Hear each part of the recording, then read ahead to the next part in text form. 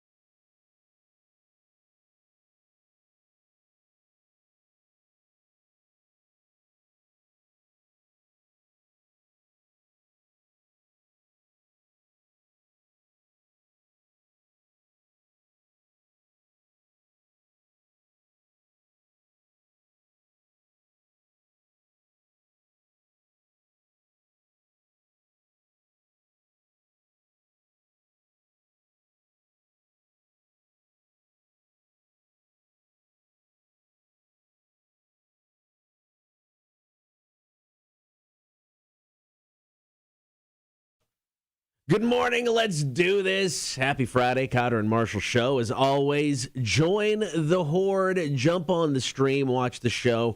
Facebook, YouTube, and Twitch. Hang out with us the entire 4 hours. While you're there, be sure to like, follow, and subscribe. You can always listen to the show multiple ways. Download the app. It's free. Get us on your in-home smart speaker. And check us out on the website at rock1061.com. Marshall, happy Friday. Happy Friday to you. I want to say congratulations to me. Okay. I found out that Suicide Squad was available on HBO Max last night around 9:30 p.m., and I didn't watch it. Okay. A responsible adult went to bed. So pat myself on the back. Congrats to me from last night. Yeah, I'm going to watch it this evening. That is the plan. Okay. Get home. Excited to see it. Reviews are great. Yeah. I've seen a bunch of people post online. No spoilers, thank you. But they're just like, it's everything I wanted this movie to be. And I woke up this morning, I looked at what was trending on Twitter, and about, I would say, 10 of those things in the top 30 are Suicide Squad related. Yeah. Which sounds positive to my brain. Okay. So I can't wait to see it over the weekend. Okay, good. I thought you were going to get kind of, skeptical there for a second. No. It's trending number one. At least it was overnight. And then a lot of the character names from the movie that I recognize, they're trending. So they probably die in fantastic ways. Oh, man, I can't wait to check it out. It is your homework assignment over the weekend. If you can, check out Suicide Squad. We'll discuss on Monday. Coming up on the show today, beer for breakfast brought to you by Coach's Corner in Thunderbolt. Jay from the Coastal Empire Beer Company coming in. They're getting ready to celebrate their 10th anniversary. So we're going to talk about that. We'll drink some beers. I got something kind of cool. 10 moments that nearly destroyed rock. This is a list put together by Loudwire. We're going to break that down. We'll take your calls, comments, and texts today. What is your most embarrassing sports moment? Mine, all of it. All of my sports moments are just embarrassing. Right. We'll get to that. Also about last night to fire up the show. How much is it going to cost to go on the Star Wars immersive hotel trip? All of your money. It is all of it. New South Park deal. The guys are worth all kinds of money now. And John Taffer, guy from Bar Rescue. I just thought he was an angry dude on TV. No, turns out he's an evil genius. This guy is, you know what? We owe him a lot. Yeah. I think is what we're saying. We'll talk about that next to kick off the show. It is Cotter and Marshall. Good morning. Volbeat, wait a minute, my girl. Rock 106.1. Morning, Wanda. Terabyte, good morning. Yeah, saw it last night when I got home. Almost thought about hitting the play button. Yeah. Really wanted to watch it, but yeah, it's just didn't happen. And I got to be a grown up today, so over the weekend sometime I'll watch it. Yeah, I think we're going to try to watch it tonight. The wife is just picking up pizza on the way home from work because she's like, I'm not doing anything once we get home. So try to watch it tonight. And then, I don't know. It's Ella's last weekend, so I don't know what we're going to do this weekend yet.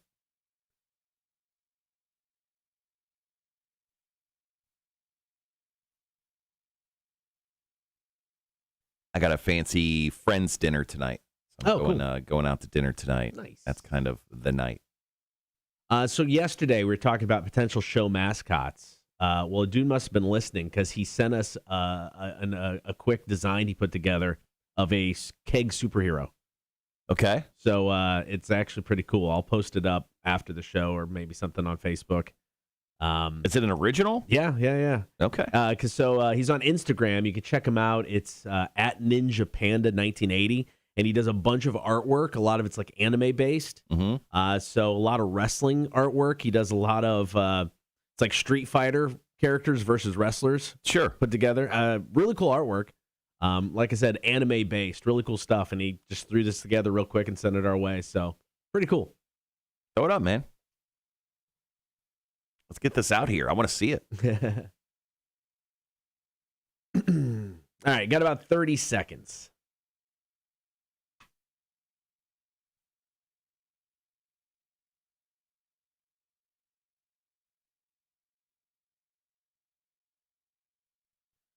All right, guys, be right back. Story number one about last night.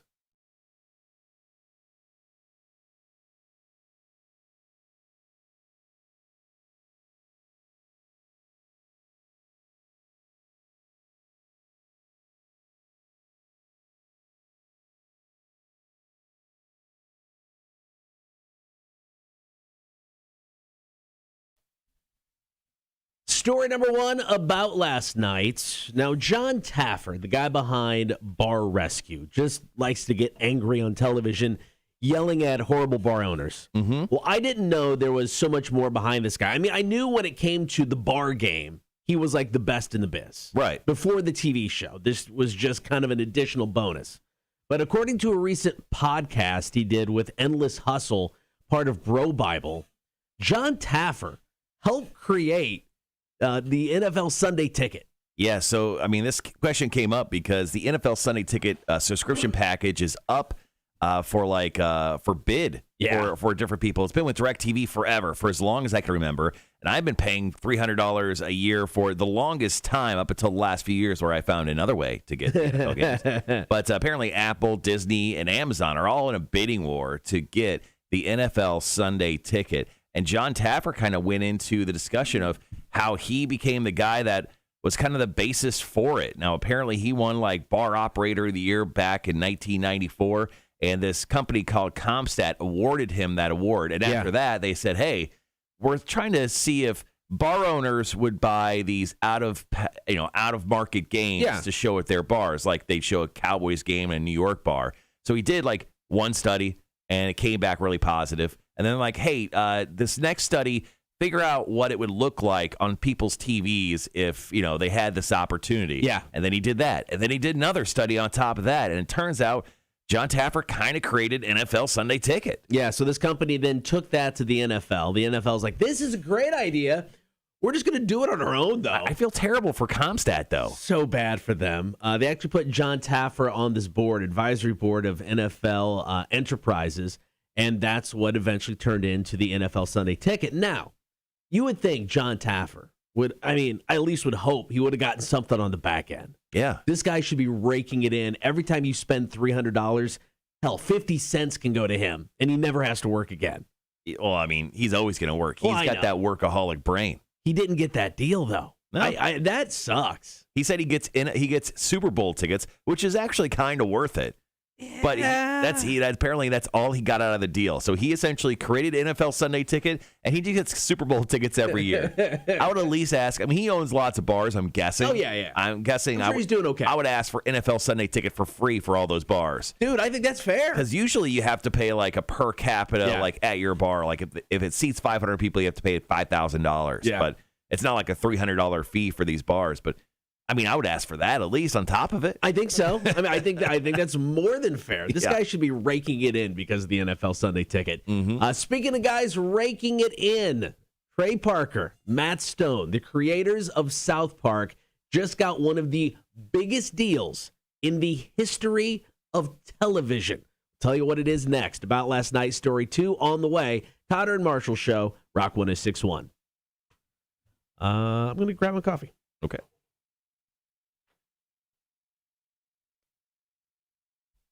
Good morning, Holly. How are you? So, Big Bald and Sexy Charles just texted me, and he's on the chat watching right now. So he sent me some pictures, and I was like, what is going on here? Apparently he had a buddy's storefront. It looked like it was hit by a car. It definitely looks like it was hit by a car.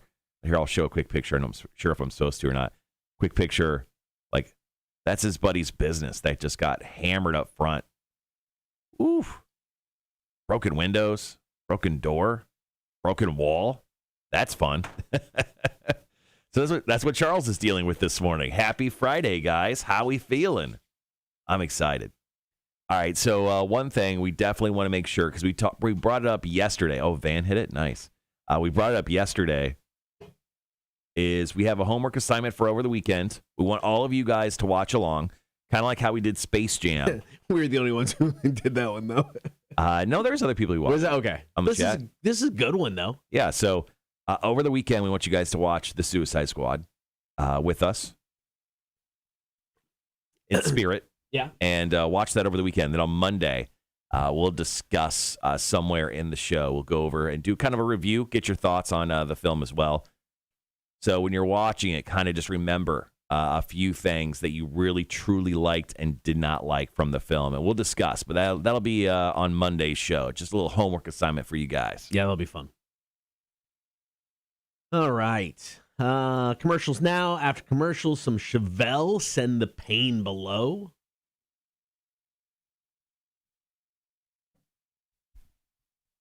Now, our boss was in town yesterday. We went and had lunch with him. Is he staying in town? Is he listening to us today? He could be listening today. Oh, so I don't know, though. He's in town with his wife. Okay. So they're in town. He took the day off. Mm-hmm. So is he up right now? No. I say that, but I guess he does typically get up and do mornings in Greensboro. Yeah, he does. He's a morning show guy in Greensboro. So, there's a chance. If he is, let's not suck today. We'll try to suck less today. All right, guys. On the way, we'll do stories on South Park. There's a Star Cruiser hotel that Disney is going to literally turn you upside down and shake the money out of your pockets for. And then we'll break down, some of your stories with what's your most embarrassing sports moment. Charles, I know you got one. I know you got a sports moment. What's your most embarrassing one, bud? Let us know in the chat. Feel free to call us, 1-800-394-1061. Charles, boss, was he a dick? No, his name wasn't a dick. No, nor is he a dick. No, this is one of the non-dick bosses. His name's Jason.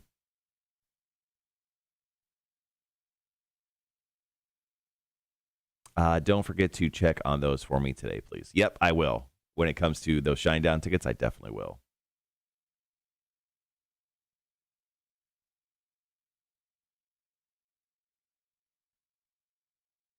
All right.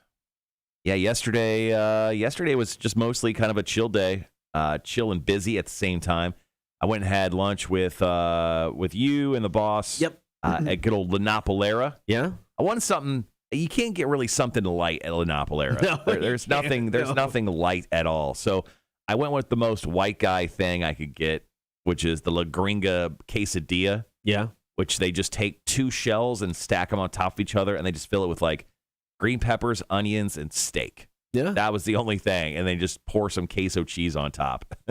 Yeah, I went with, I hadn't got like their, they redid their menu recently. Yeah.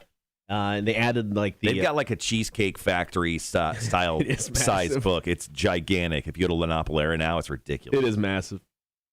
But they've kind of done what everybody else is doing, where they add like the street tacos, the 3 taco kind of deal. Mm-hmm. And I got those, and chorizo's pretty good. We went the one place we did go to when we went to vacation down in Mount Dora. So they got this restaurant, and it's a combination of a Taco Bell and a KFC. No, they're the best. I know, right? It's a taco place, burger joint, and a waffle place. So it's like they took like 3. The description was 3 food trucks, put them all together, and it is effing amazing. I mean, so good. They had like chicken and waffles. I think my oldest got that. My youngest got this like red velvet waffle thing. But the tacos, they have some mushroom tacos. It's like going to Sliders and getting the mushroom burger, which is the best one. Yeah, the shroom witch. It was like that, but in a taco. So good. Nice. It was a nice little place. That was pretty cool.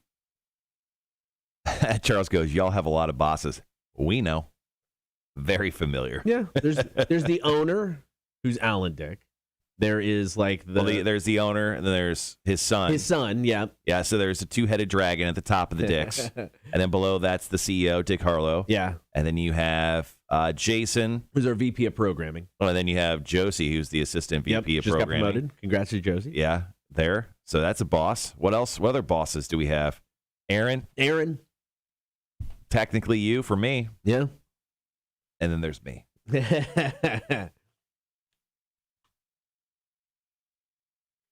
All right, got just under 4 minutes. Come back talking about this new South Park deal. I mean, I'm sure they were making a lot of money before, but this is just stupid. Oh, my Lord. Ooh, like I need to wake up, man. When I slept good till my alarm this morning, man, and it's tough to get out of bed. I got home so I was here way later than I typically am. Because of Jason being here. And what time did you get out yesterday? After 3. Okay. So, I mean, I was here way later than I normally am. So by the time I ran by the store, got dinner on my way home. Got home, and I'm like, man, I'm going to get some work done. And then I sit down and went, I'm not going to get any work done. So I just laid down and took a nap. So my wife got home about 6, and that's when I woke up. So then we eat dinner. We're sitting there watching the Olympics, and I'm like, all right. Gonna get some more work done. Crack open the laptop. Thought I was gonna lay out the show. Break down all the bullet points and stuff. I sat there for 15 minutes, closed my computer, and said, "Screw it." I was just so tired. It was weird staying at work like the extra 3 hours and getting a late nap. Really just like messed with my flow. Sorry that your flow wasn't flowing, man. It was like dammed up. The dam came in and wrecked my flow. Yeah, yesterday I left at 1:45. So I left at 1:45. I ran home, took a nap immediately, or I'd be Mr. Grumpy Pants. Yeah. And then Yeah, I worked a little bit and then went straight to bingo. Yeah. Hosted bingo over at the draft room at Berwick. It was awesome. Had a good time. Mm-hmm. It's kind of a slower night than usual, but it was fun. I grabbed a buffalo steak. No, a buffalo chicken flatbread for dinner. Yeah. It was delightful. Nice. I still keep meaning every time I go to New Realm, since I'm there twice a week now, because one of the best burgers I ever had, drunkenly, was New Realm in Atlanta. Mm-hmm. So I'm like, I need to order the burger in Savannah to see if it's as good. And I never do that. I need to do that eventually. Well, thank God you don't have 2 opportunities a week to do it. I know, right? You think maybe I could squeeze it in. Wanda's absolutely killing it today. She goes, these school lunch rooms got nothing on me. Monster has had some awesome lunches this week. Today is PB&J, sliced tomatoes, grapes, blueberries, and watermelon, and some barbecue chips. Damn. I'm coming over to your place. That sounds somewhat healthy. You got extra? Ugh, I'm not for it. Really? Nothing's fried. Can you fry the PB&J? How's that? I'm not Elvis, man. I need that.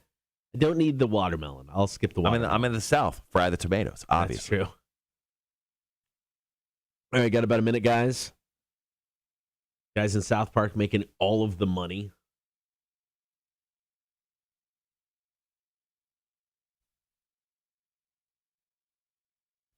So I went to Taste of India on Sunday and grabbed some dinner, and they have an appetizer called like chicken something. Yeah, it's not korma, it's chicken something, and essentially it's just like little chicken nuggets, but it has the Indian spices in it, and it's the best. Like now, when I go to Taste of India, I don't even want to order anything. I just want to order these childlike little chicken nuggets because they're so delicious. Hey, man, go for it. All right, got about 20 seconds. Story number 2 about last night. We'll be right back.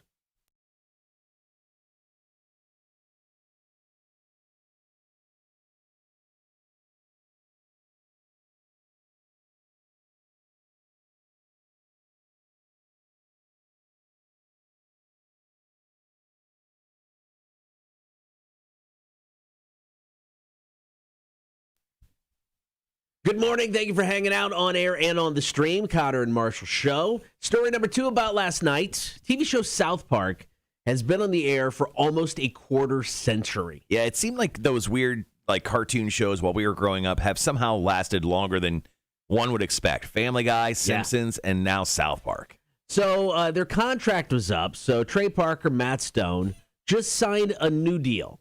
It's a 6-year deal, good for $900 million. Why did they get so much for such a sometimes okay cartoon show? I don't know. I mean, I think it has to do with Paramount Plus. It's owned by CBS Viacom, which owns Comedy Central. Mm-hmm. So Paramount Plus doesn't have the rights to the past South Park episodes. That was purchased for $500 million by HBO Max. Right. So you got one of your biggest products out of your company that your streaming service can't even air. So with this deal, not only do we get at least 6 more seasons of South Park, right? We get like 14 made-for-streaming movies that are going to be on Paramount Plus that are within the South Park universe. So they're making a SPU. Yeah, yes. A South Park universe. So apparently those movies are going to expand on the existing world of South Park and introduce new concepts and characters. But why 14 specifically? That seems like a lot, but I guess that's why they got $900 million from CBS, for this. Now, with that, South Park and the company and the guys who run it, Matt Stone and Trey Parker, they have a $1 billion company now. They are billionaires, guys. We made the South Park guys billionaires. So if you want to mark off another box at the end of the world, go ahead and do it. We hit it yesterday. I mean, yeah, if you go back and watch that first season of South Park, because that was before they had the computer technology figured out to make the show really quick. You know, They can burn out an episode now in a week. But back then, it was all the construction paper cutout. If you would have told me that crudely put together TV show about 4 foul-mouthed kids would, 1, be around for 25 years, 30 once this deal's done, and 2, be worth $1 billion, I would have said you were stupid. There's no way. Yeah, and we're stupid for not. I know, thinking right? it, man. They're billionaires now, Cotter.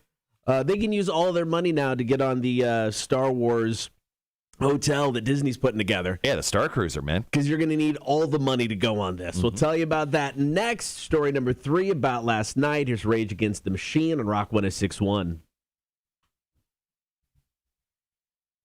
$900 million.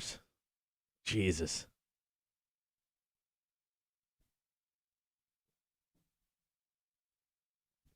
I mean, they have to look back and go, this is stupid, guys. And we'll take your money, but this is dumb.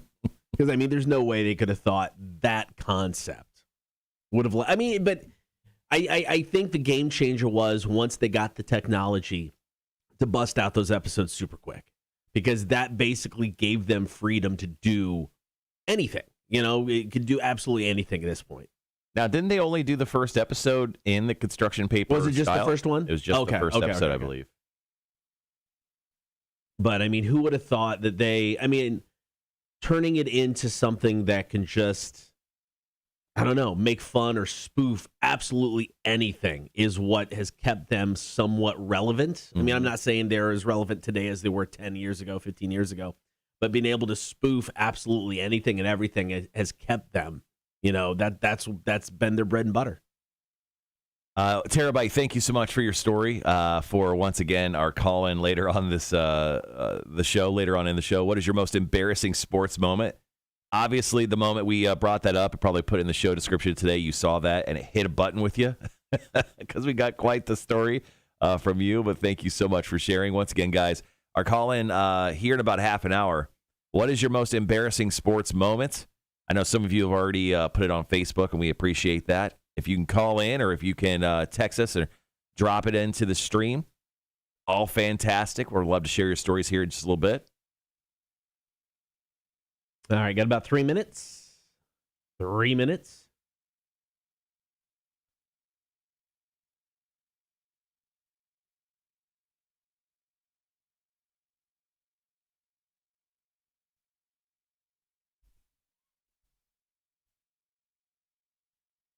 How old are the South Park guys? They got to be in their 50s at this point, right? I bet they are pushing 50. I bet they're not there yet. I bet they're only a couple years older than me. Trey Parker's 51. Oh, shit. Okay, never mind. Scratch that. Matt Stone's 50. Damn.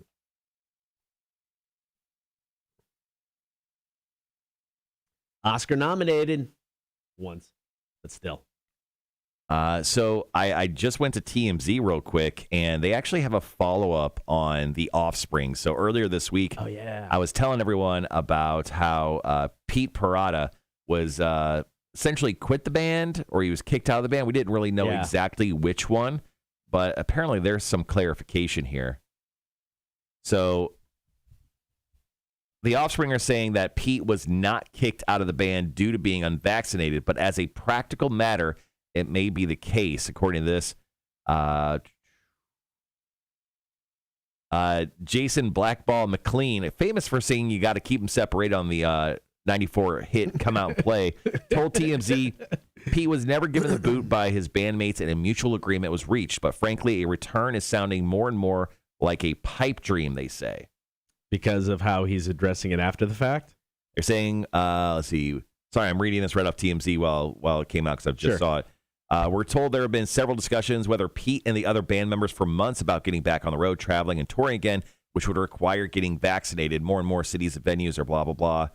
We're told the band needs a drummer who's all in on getting the shot. Pete's saying he can't get vaccinated due to a medical issue that's gotten worse since childhood. Sure. Let's see. Drummer Josh Freese, who's pretty famous, Perfect Circle, has done some stuff with Nine Inch Nails. He'll be filling in for The Offspring for those shows.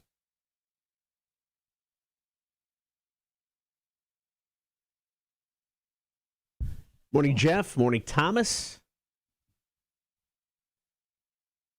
Interesting. Danielle, how are you? Yeah, as soon as I saw that story, I'm like, yeah, definitely got to talk about that, man. Yeah, the whole thing's weird still. All right, got about 30 seconds. One more story to go and about last night. Thomas says, good morning, K&M and Horde. I don't have a sports story. I wasn't allowed to play due to a crack in my skull that never closed, so no hard contact sports. Damn. Like, you can even play baseball? Even with the helmet? That's crazy. All right, guys, be right back.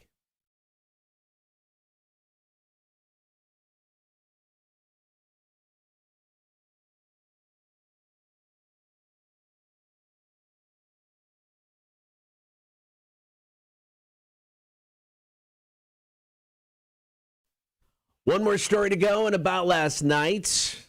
Not going to lie.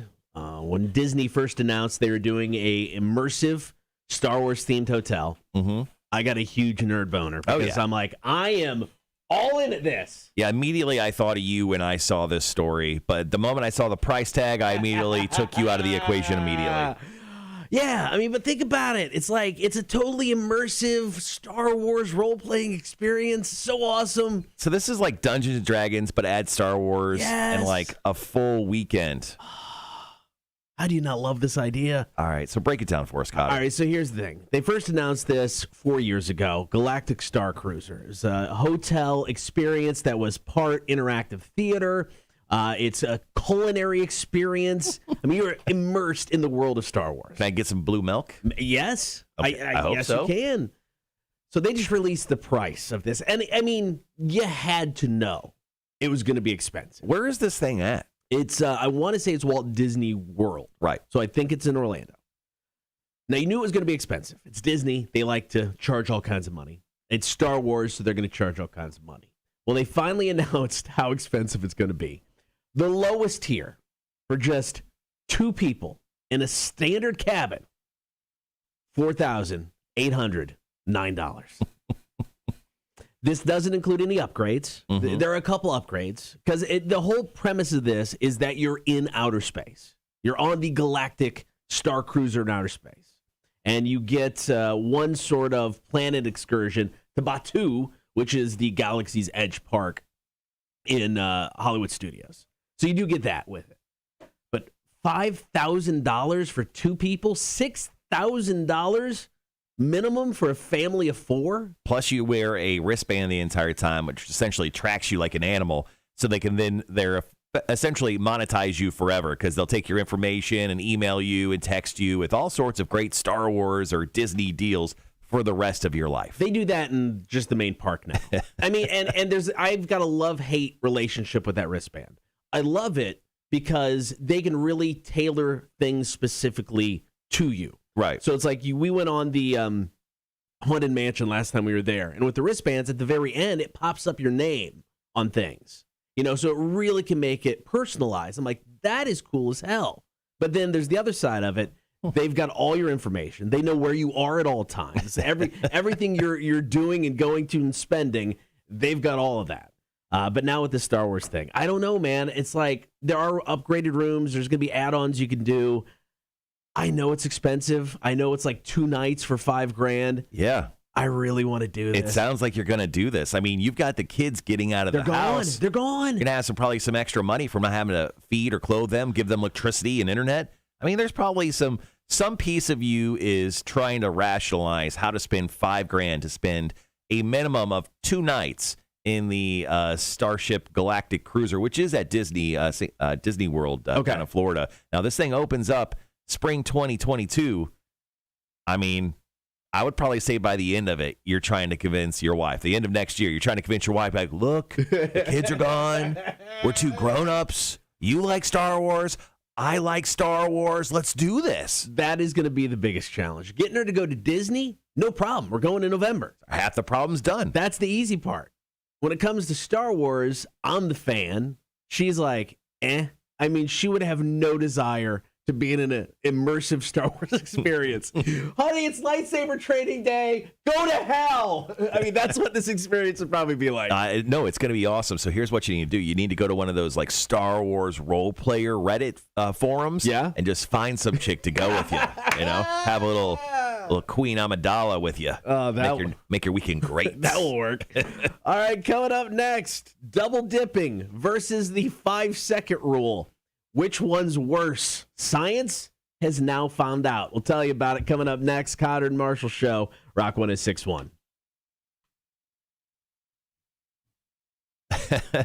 Wanda says, F that when it comes to the price. Yeah, that is ridiculous. No, it's stupid expensive. I get that, but I so want to do it. How many, I mean, like, it doesn't tell us how many total rooms are available, I guess. So, like,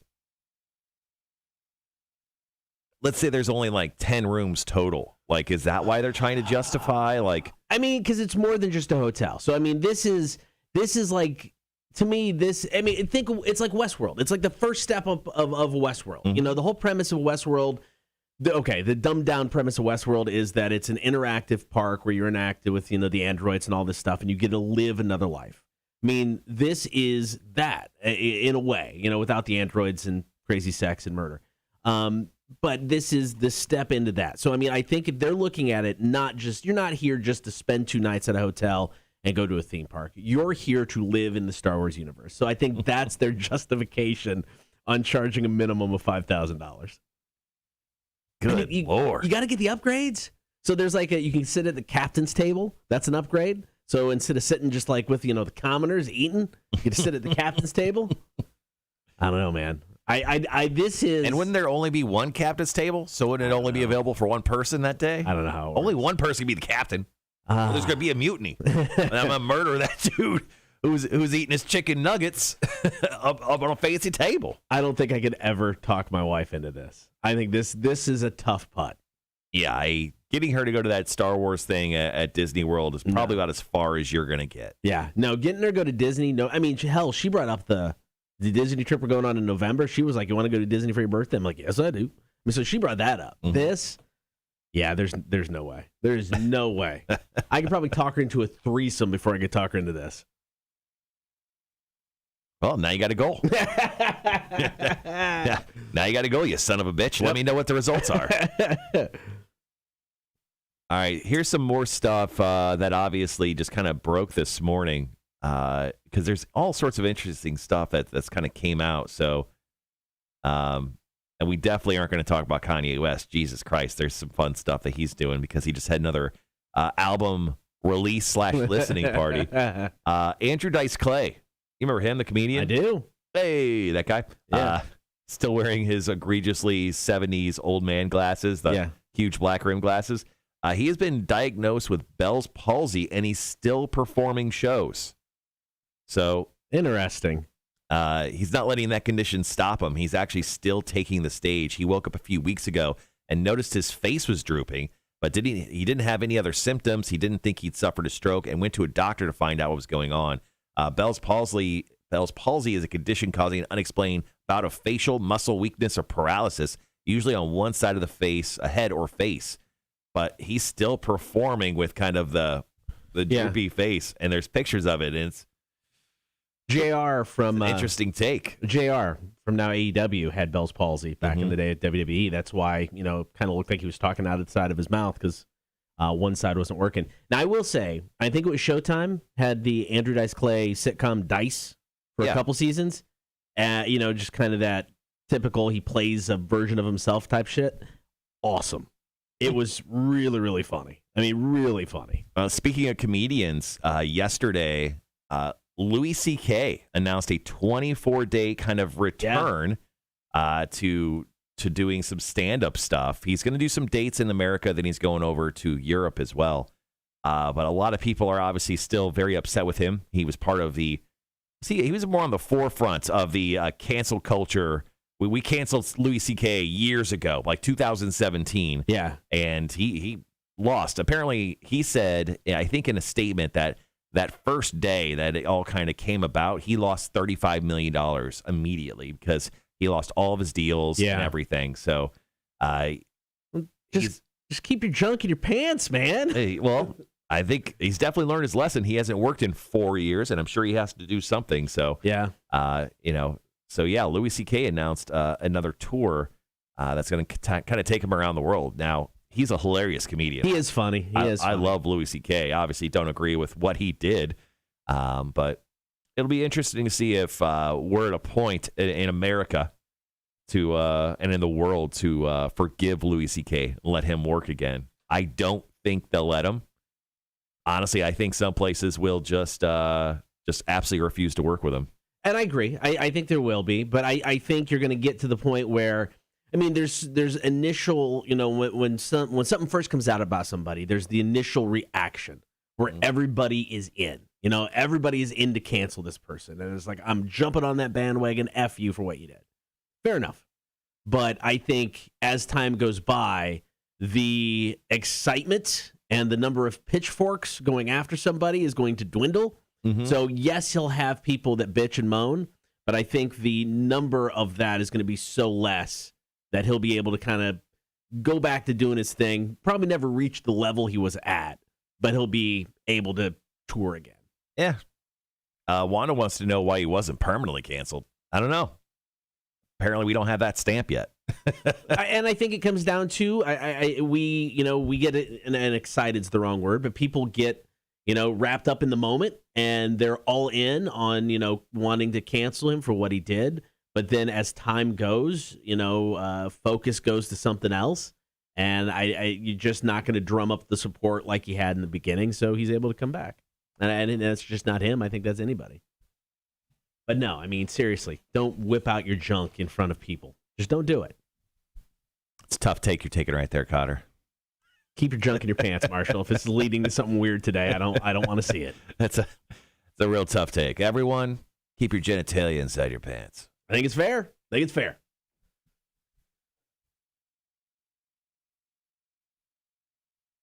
All right. All right, we got about 2 minutes, 20 seconds.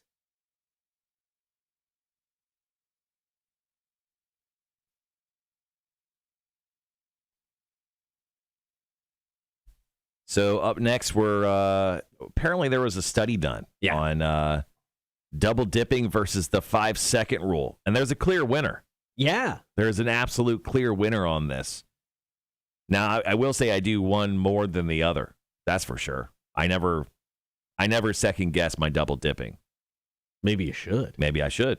But it depends on where you're double dipping at. I think there's an asterisk by this. We'll discuss. Mm-hmm. 90 seconds.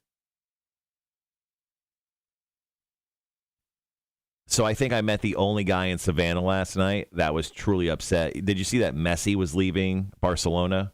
He's the very popular football player. Okay. Barcelona football club. Yeah. Yeah.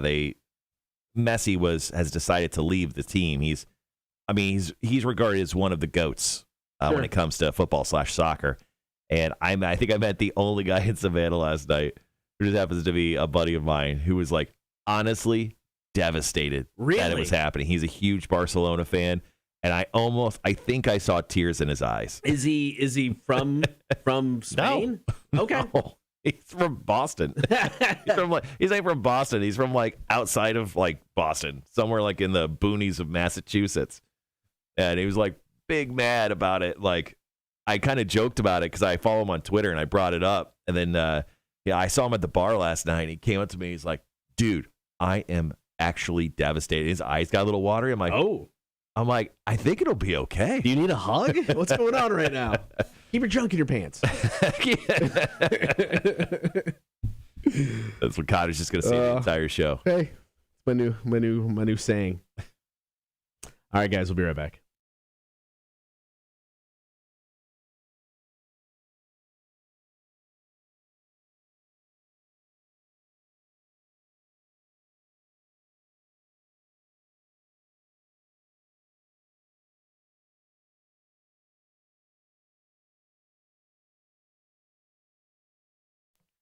Double dipping versus the 5-second rule. Which is riskier? We'll tell you in just a moment. Don't forget, hop on the stream.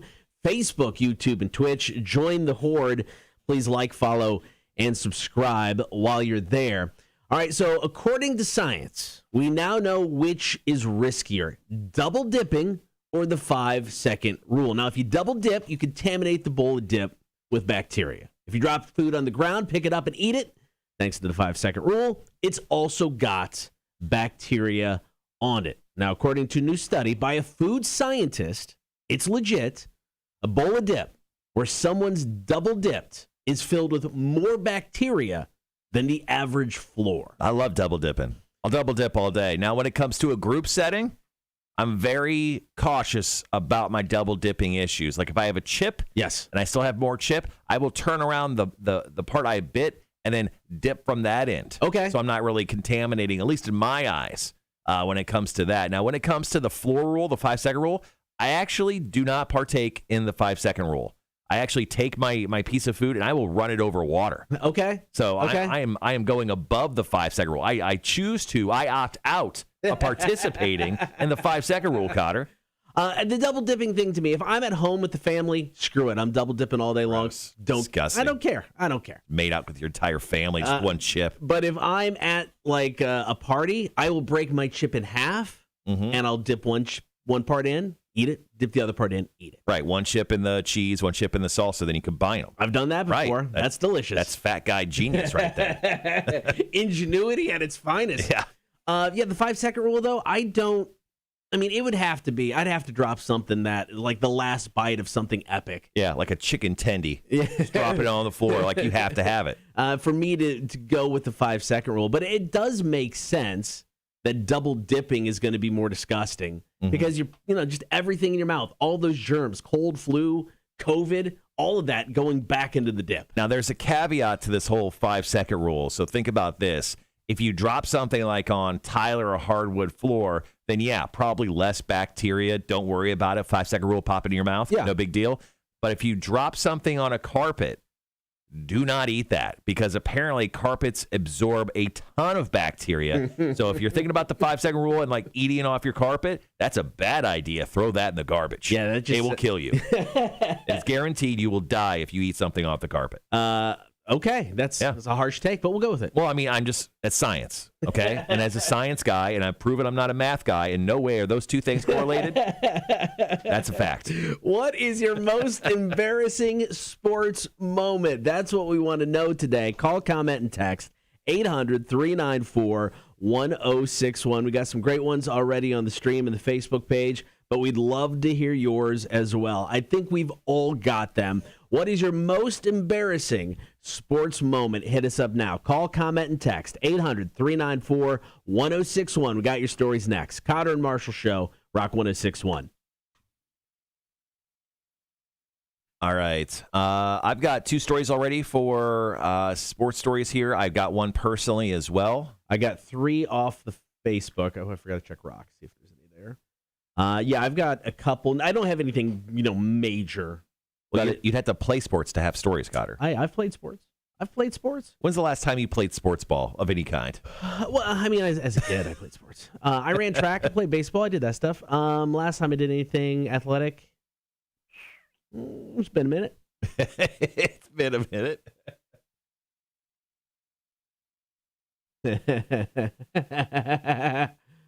That's awesome. All right, we don't have any stories on the Instagram page, but I know we have some on the Facebook. Yeah, I got those. And, I've got 2 off the stream already. All right, guys, so here's the deal. Thank you so much for joining us this morning on the live stream. The show within the show, as Cotter calls it. Go ahead and please feel free to tell us your most embarrassing sports moment.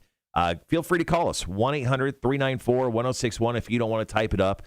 We'd love to have your phone calls this morning. You can also text us at that same number or just drop your stories into the stream. So please tell us your story so we can share them all along with everyone else. Terabyte says, bingo isn't a sport, Cotter? In my mind, yes. So Cotter works out once a week then. Bring it on.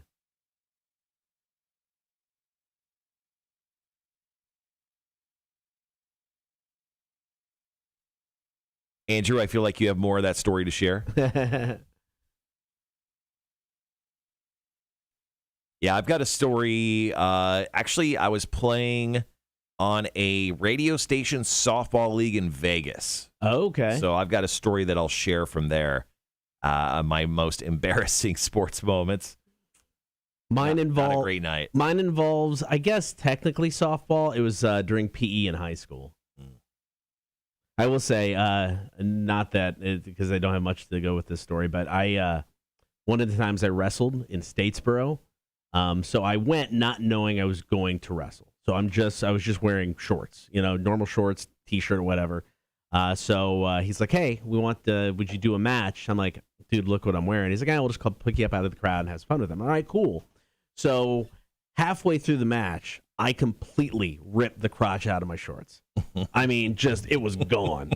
And I had no other pair of shorts. So I wrestled the match. I wear boxer briefs, so it's not like, I was, free balling it or anything.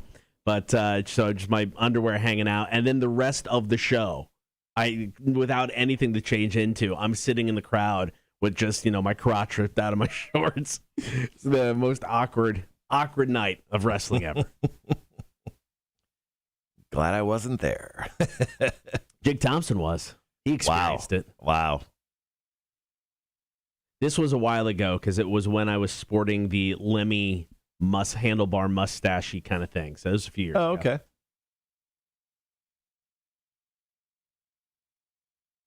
Wanda wants to know if it was caught on video.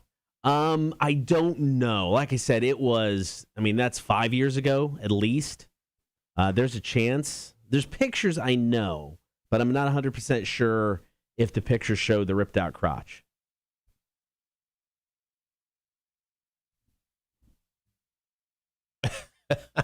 Andrew, thank you so much for your story. I'm laughing with you, not at you. Sean, thank you for that story as well. You guys are absolutely killing it early. Do appreciate that once again. What is your most embarrassing sports moment? Looking for your stories. Feel free to call in as well. Don't think that you can the only way to let us know your stories is just by typing them on the stream. We actually take phone calls as well. 1-800-394-1061. In high school, I wrestled in high school, and our home singlets were white.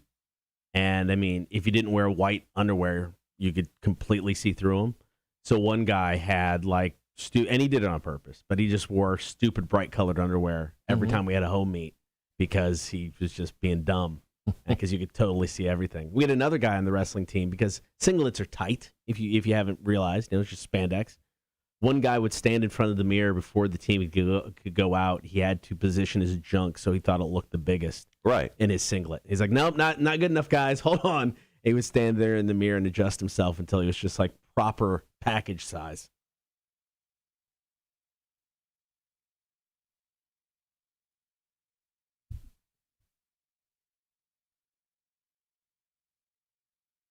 Sorry, guys, just getting ready, making sure we have all your stories lined up and that I can read them.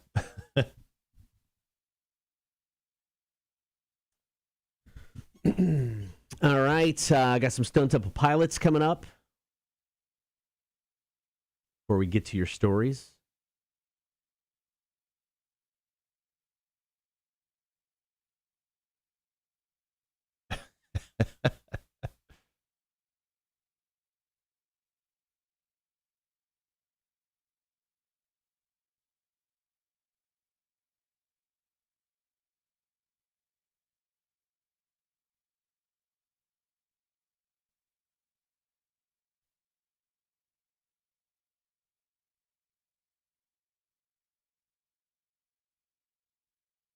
All right, guys.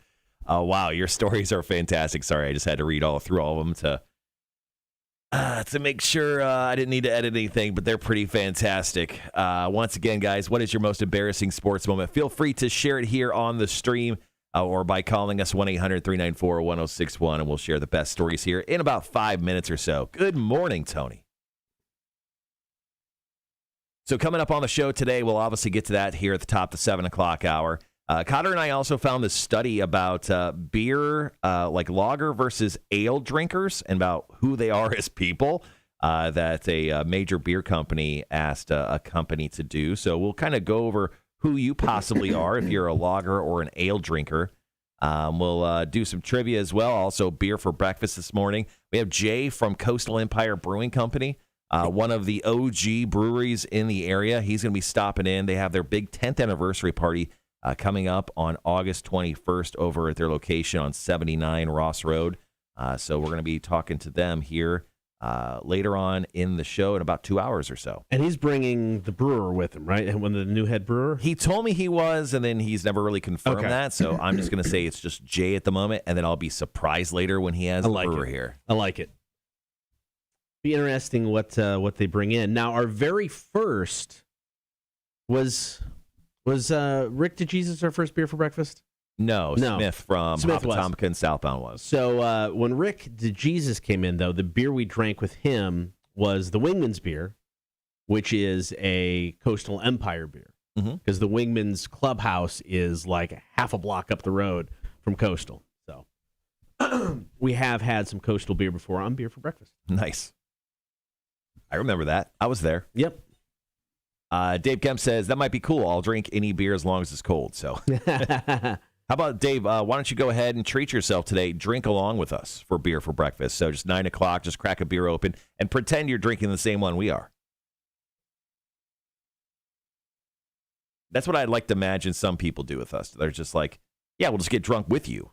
That, that would be... At 9 o'clock in the morning. I think that would be the highest honor of a show we could have if you guys just started day drinking with us at 9. No, absolutely. It'd be amazing.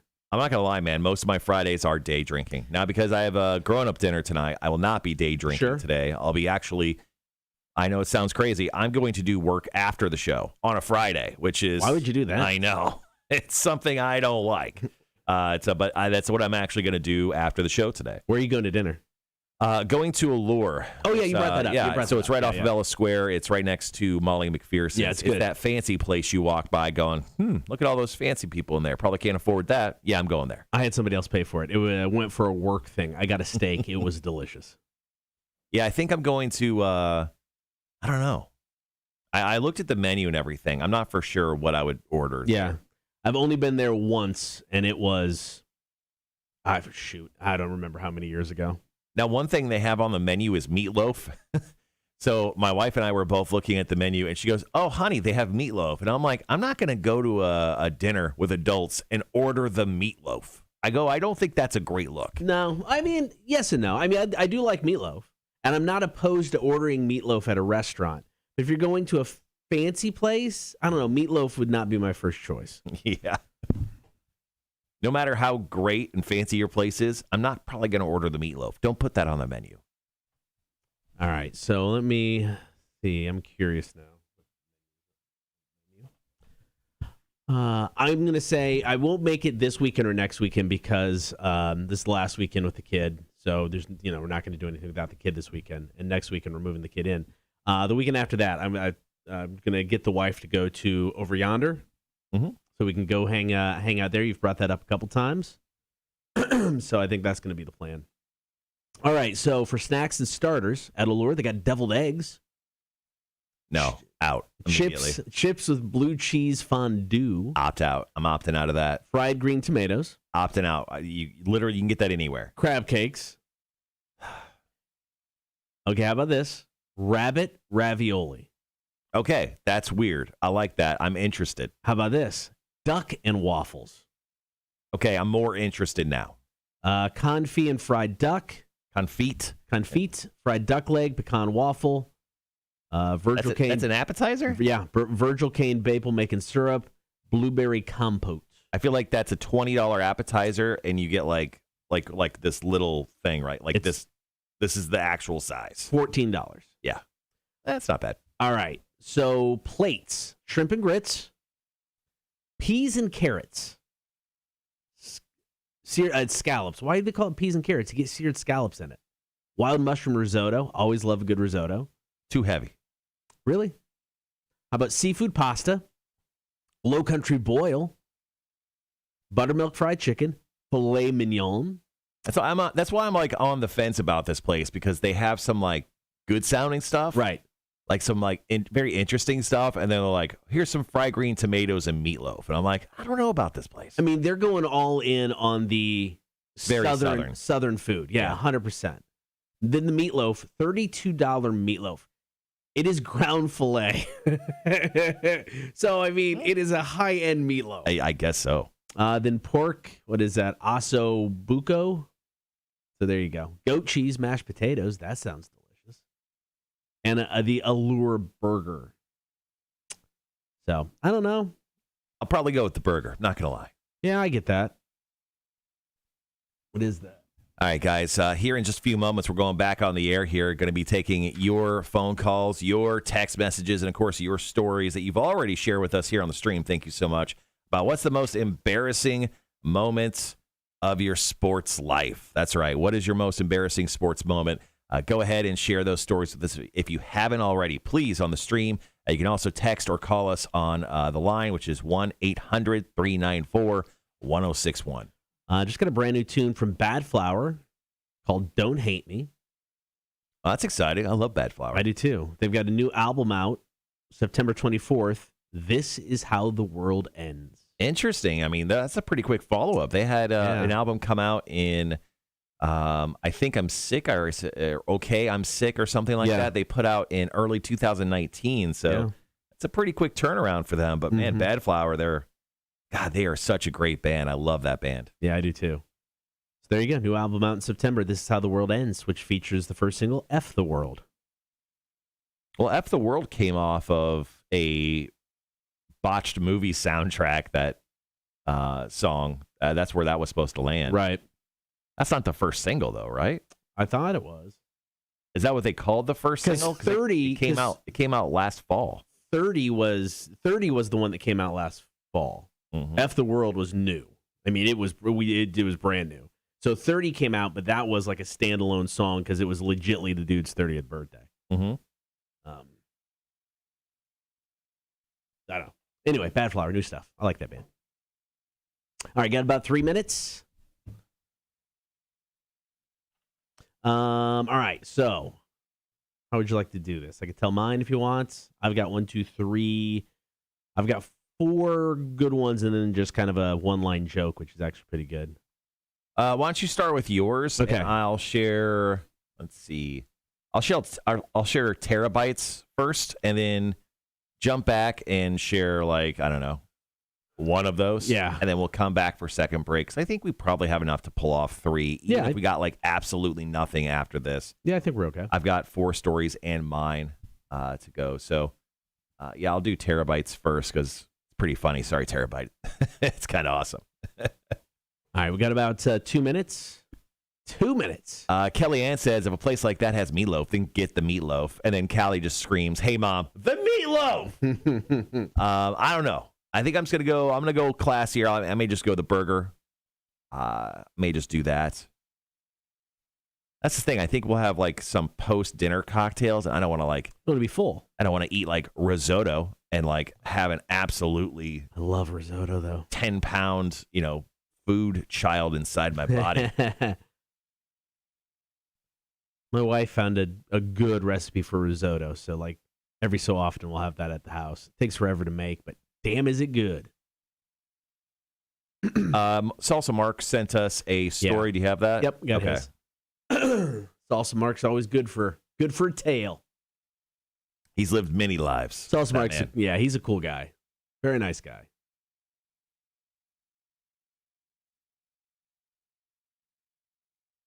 All right, guys, got about 1 minute.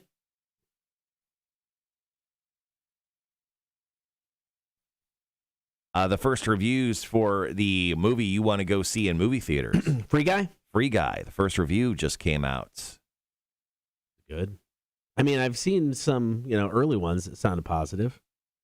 Oh, is it bad? It's going to suck, doesn't it? I'm still going to go see it in the movie theater.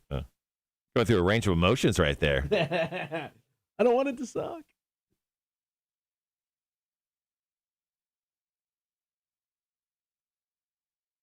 How early can you go see movies now with COVID? They still probably don't start until like later, don't they? I think they have screenings as early as 12 o'clock. Okay, good. All right, guys, got about 15 seconds. Be right back.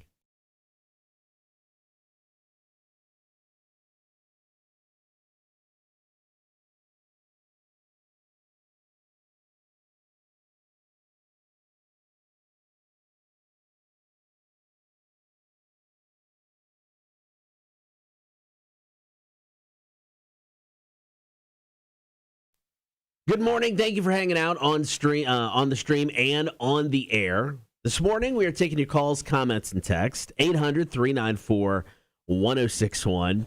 What is your most embarrassing sports moment? I mean, this is something that's just universal. Hits all of us. One of mine happened when I was in high school. It was in PE. We were playing. It wasn't quite softball. A ball was about the size of a softball, but it was a little bit softer. So it wasn't quite the same because we weren't using gloves. Okay, was it like foam? It wasn't foam. It was like a cloth kind of ball. But I mean, it was hard. Anyway, I was in the field. Somebody hit the ball, and it came up right at me, and it took a weird bounce, and it got me right in the junk. I mean, always hilarious. Oh, no, always funny. 10 out of 10. Completely right in the junk. And Yes. I mean, it was one of those where it just right up your body, up to your stomach. Did you fall over? I fell over. I mean, because it's just like, it feels like your testicles are in your stomach at this point in time. So my PE teacher, Mr. Prosser. Was the game called right there? No. But Time it out, at It least? was timeout. There's timeout. So Mr. Prosser, great guy, basketball coach, who's my track coach for a little bit in high school. So he comes over and he's like, "All right, Gabe, hold your knees like this and sit on your butt." So I'm like sitting on my butt and I've got my hands like under my knees, like lifting them up. Right. So then he's picking me up and dropping me. He's like, "It's going to help everything adjust better and you'll be fine." I mean, in the middle of the field, just picking me up and dropping me as everybody's staring at me like, what the hell is going on? What was he doing? I don't know if he was worried that my testicles actually went into my stomach and he felt he would do this and they drop back into place. But I mean, it was bad enough that I took one in the junk. Right. And basically, I mean, literally fell over, stopped the game. But then you've got the PE teacher. Like power slamming you like multiple times. He's like, "Here, put your hands here and your hands here. Get in this weird position and let me pick you up and drop you in your butt multiple times." Oh, wow. It was so stupid. That was a weird fetish fantasy for your... It might have been. Yeah. It might have been. You were the first of many. Wow. Cotter, what a story. I'm so sorry that happened to you. And also, thanks. I'm so happy that happened to you. That's a great story. That is such a great story. All right. Let's go to the stream. First of all, Terabyte dropped a story for us, which is very relatable.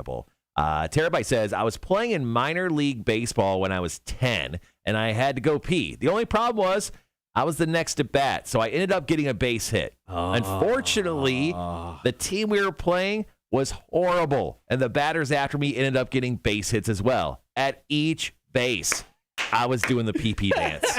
By the time I got to third base, the dam finally broke loose, and I peed all over myself." So Terabyte's on third base, just completely, wet. And then he goes, "Moral of the story is never be on the team that has the white pants for their uniform." So double insult to injury there, wearing the white pants, completely soaked, sitting at third base. Now, Terabyte, one thing he didn't mention here, we don't know if he scored or not. So that's true. How about this? Terabyte, let us know if you scored, because you're completely redeemed if you didn't. If they left you at third base to sit in your pee that eventually got cold and hopefully there wasn't a breeze, I'm just saying your teammates are just jerks. All right, Salsa Mark hit us up with a text. He's like, "May not be the most embarrassing thing," but he goes, "I was in grade school. I'm playing football. I was in the end zone. They threw me the winning touchdown in front of all my friends. Nice. In front of all my family. Get it, Salsa Mark. I dropped it. Then I broke my shoulder." What? How does that happen? I'm guessing he dropped it, but then he still had defense coming at him and probably tackled him. Well, I'm guessing he was moving. Maybe he just dove for it, missed it, and then he broke his shoulder when he fell down. That talk about insult to injury. I know, Salsa right? Mark, we feel for you, dude. All right, what is your most embarrassing sports moment? Give us a call, text us, or hit us up on the chat. The number is 800-394-1061. More of your stories coming up next. This is All Good Things, brand new stuff. A tune called For the Glory. Cotter and Marshall Show, Rock 1061. This is a song you will hear at sporting events for the next 2 decades. So this next break, I'll go first. Okay. And then bring up one of yours, and I'll go into Charles' story. And then on the final break, I'll have one from Sean and Andrew. Okay. You do yours, I'll do mine, and our one here. Charles, is that what you said?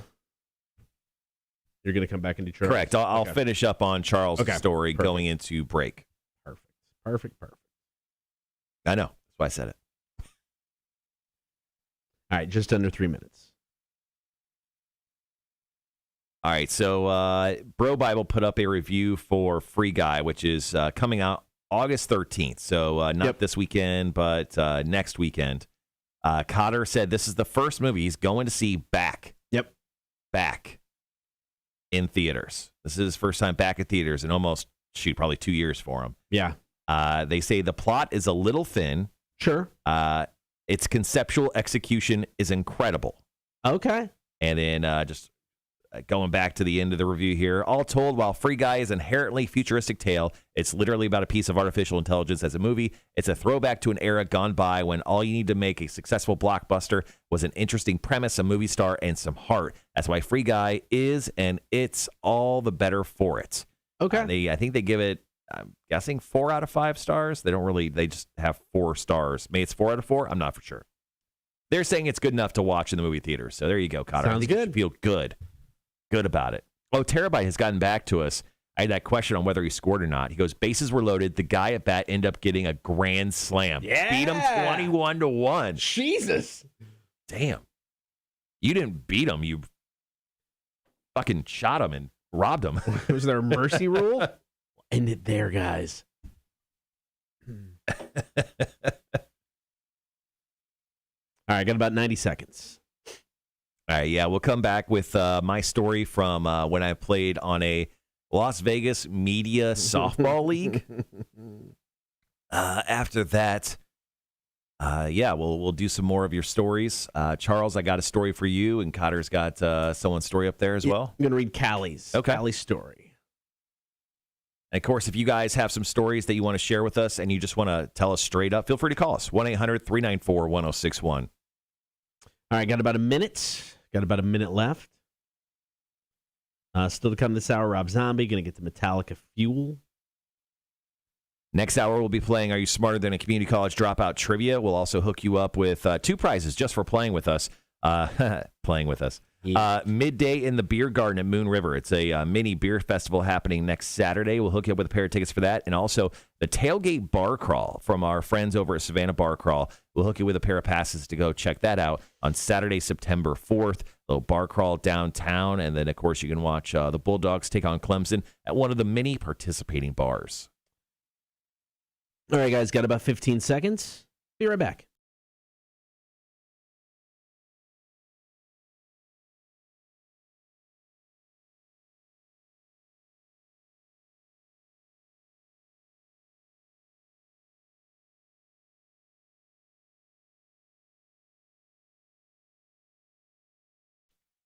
This morning, we are taking your calls, your comments, and your text. 800-394-1061. What is your most embarrassing sports moment? So, Cotter, I was working in Las Vegas. This is probably at least a decade ago at this point. I was working in Las Vegas, and I worked for CBS Radio at the time. That company is no longer around. But we were part of a media league. So we were taking on TV stations and other radio stations and all sorts of other media-like people.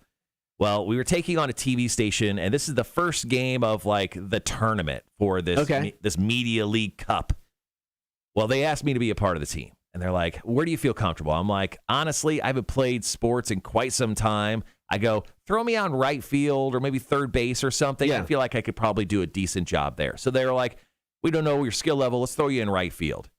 Well, the first play of the game, a hit comes my way. It completely goes over my head. Right. That's not the end of the embarrassing moments because the embarrassing moment lasted the entire game. I had one of those all-time terrible games that I honestly stopped playing this league after this game. I was one, and then suddenly I became sick on the next game, and then I just wasn't available, and they just didn't bring it up. Yeah. So when it came to the at-bats that game, I was 1 for 4. I struck out 3 consecutive times. Swinging? Oh! Like 3 straight pitches swinging. Oh! Apparently my brain and the baseball bat and the ball, all the timing didn't correlate to one another. I don't know what I was thinking. It'd be faster, and I was swinging very hard. Sure. But apparently you swing a lot slower in softball, which I didn't actually put my brain to. And then the 4th time, Where I actually got on base, it was a walk because I was so mad at myself for striking out 3 times in a row. I essentially just didn't swing. I think I swung just once, and it was a strike, but I got the walk from them. So it was an all-time horrific sports performance, and it's not embarrassing like one singular moment, but it was the entire game that emotionally broke me, and I honestly have not played softball since. The only thing that could be worse than that is if you struck out during kickball, but I mean that's pretty epic. I may have done that once too. I don't. Maybe though. Dude, that's rough, man. Yeah. My apologies and condolences. Callie hit us up. This actually took place in Vegas as well. I used to run cross country in high school when I lived in Vegas. One day, we ran this route near the school, which was a little out in the desert. And for some reason, I ended up being behind everyone. And on my journey, I fell on a small cactus and on some rocks. I had no choice but to walk/hop back as no one was around to help me. When I got back to the school, my coach was like, "What the hell happened to you?" Because I looked like a bloody mess. She then had to pull out each cactus thorn from my leg, which sucked. And here I thought solo sports were the safest. Obviously not. I actually saw a guy riding a bicycle, and he fell straight into a cactus. Things went wrong. That was a viral video a long time ago. All right, guys, thank you so much for sharing your stories with us. Once again, we're asking you what your most embarrassing sports moments are. Feel free to call us up, 1-800-394-1061 with yours. Cotter, I got one here from the chat. Charles chimed in. This guy has played all the sports. Yes. I mean, he's a big-time football guy, and here's his story. He goes, when I was a freshman in high school, some upperclassmen recruited me to play basketball for the church in the RA League. He goes, I have never played more than pickup ball ever in my life prior to this. They played me sparingly. About the 4th or 5th game, they put me in. I muscled for a rebound, and I put up a beautiful 2-foot bank shot jumper and was so excited. Too bad we were on defense. just an utter, Charles, I feel for you, buddy. He was in the moment. I know, right? I almost want to defend him here. I'm like, dude was in the moment. I get it's kind of hilarious. If I was his teammate, I would honestly just laugh. I would just laugh. All right, continue with your stories. Call, comment, and text 800-394-1061. What's your most embarrassing sports moment? Got more of your stories coming up next. It is the Cotter and Marshall Show, Rock 1061. Keith, thank you for sharing that story, buddy. Yeah, I played softball with Rock 106 in Peoria. It wasn't a media league, but we played. And the first game I played, I struck out swinging the very first time. Yeah. They never asked me back. Never. Oh, it's that. Yeah, it's the worst part. Like at least they asked me back. I guess there's some condolences there for mine. But yeah, I was emotionally broken from that. I was like, I think at that point I almost never wanted to play sports again. Yeah. And then I think 2 years later, I joined a kickball league in Vegas with my friends. And it was a drinking kickball league, so I felt it was very chill. Yeah. Like we were doing like on second base, they'd stop the game and everyone would do like Jello shots. Right. Like it was chill. And then I got into a more competitive kickball league, and I actually was decent at kickball. And Yeah. I came to Savannah here, and I played a couple times. Actually, I won 2 championships playing kickball here. I will say, when you said stick me in right field, the outfield is more intimidating than you think it is. Mm-hmm. I put me in the infield because there's less time for me to overthink it.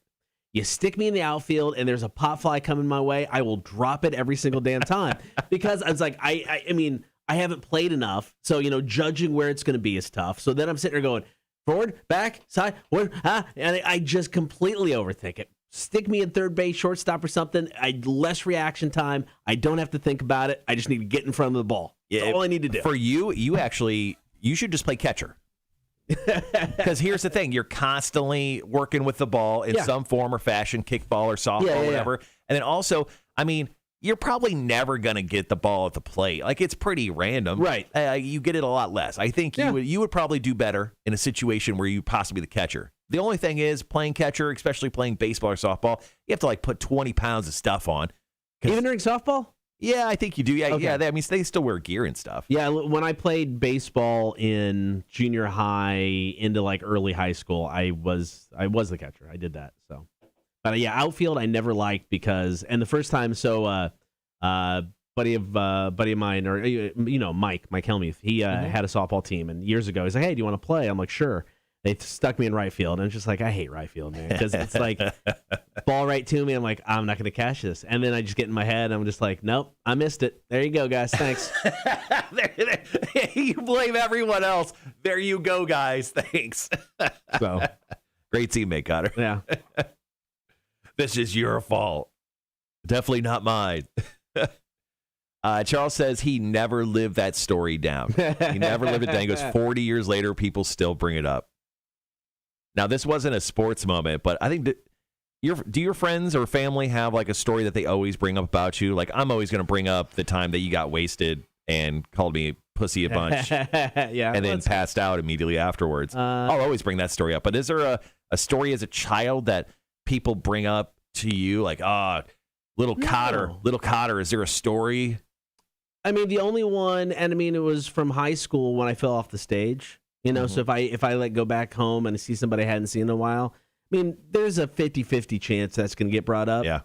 So, I mean, I would say that more than probably anything. I can't think of anything from like my early childhood that keeps getting brought up.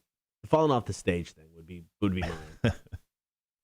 I have one story. When I was growing up, I was young. I was probably, let's just say 12 or less. And my family, we were doing a big family thing. Like everyone was there. Everyone was there. So there was like 10 people at a table. And we were at a buffet.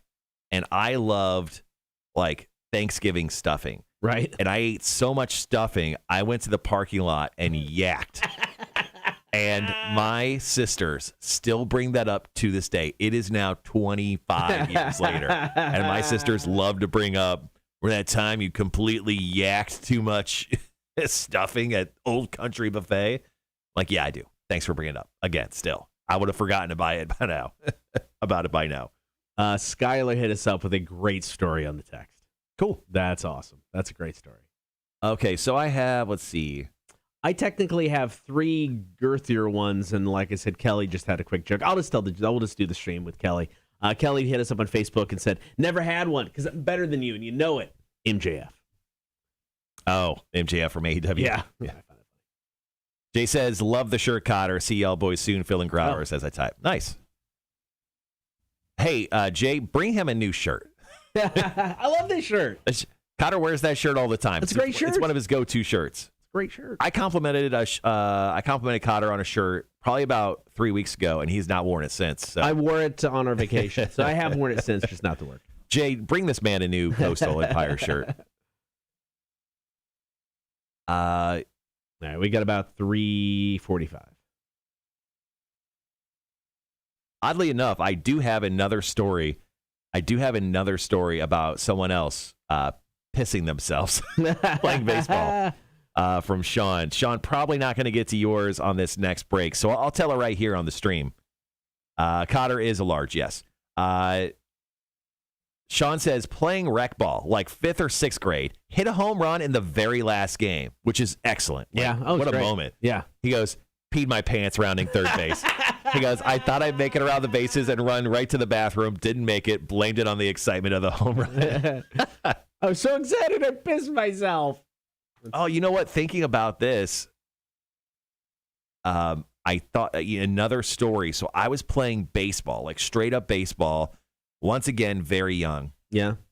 And I got hit in the head. Ooh. I got hit in the head by this pitcher. I mean, like clunked me, right? Right. I got up and I'm running to first base. And at first base, my first base coach goes, "Stop crying, you pussy." And I'm like, what? So I got hit in the head by a baseball, and I started crying down the first base line, but I was so discombobulated, I had no idea I was crying. Right. So my first base coach is like, "You have to stop crying right now." I'm like, "I don't even know I'm not crying."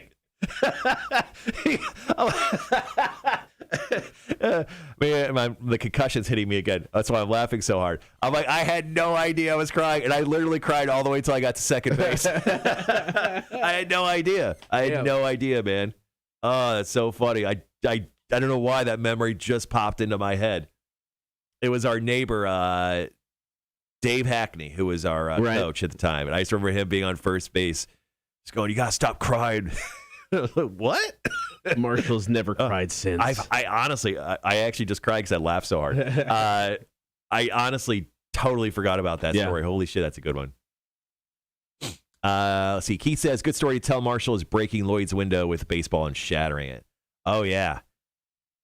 So it's not exactly embarrassing, but right next to my house, there was like this strip of land we used to play home run derby on. Yeah. And there was this neighbor that was kind of behind me. And he always had like cars he like parked backwards in, so that there were nose pointing out towards the road. Sure. And we smacked a baseball. Like it looked like it was a mile high, like Sandlot movie, a mile high. And it came down and it landed on this guy's window, but it didn't like hit it and bounce off. Embedded? It literally embedded itself in the window. Okay. And there was like 4 or 5 or 6 of us maybe. Yeah. Maybe this is the story you're talking about, Keith. I'm not for sure. But we literally all ran away. We just grabbed our shit and ran. I don't blame you. And my dad was out mowing the lawn. My dad saw everything. Absolutely everything. And he still loved telling that story. All the time. And he's like, everyone. We just, I don't know who said it, but someone said, run! And we all ran. All right, we got about 30 seconds. You want to, I can start and just kind of go back. And I've got 2 good ones. Yeah, we'll just volley back and forth here. You go first, and then I'll do Keith's, and then I'll wrap up with Andrew's. Okay. Cool. All right, guys, be right back.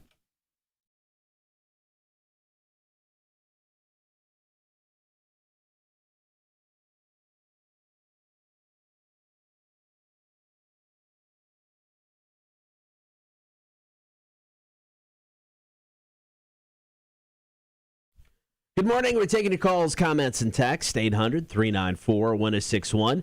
What's your most embarrassing sports moment? Jeff Weaver hit us up. He said, I was trying to catch a pop-up during softball practice.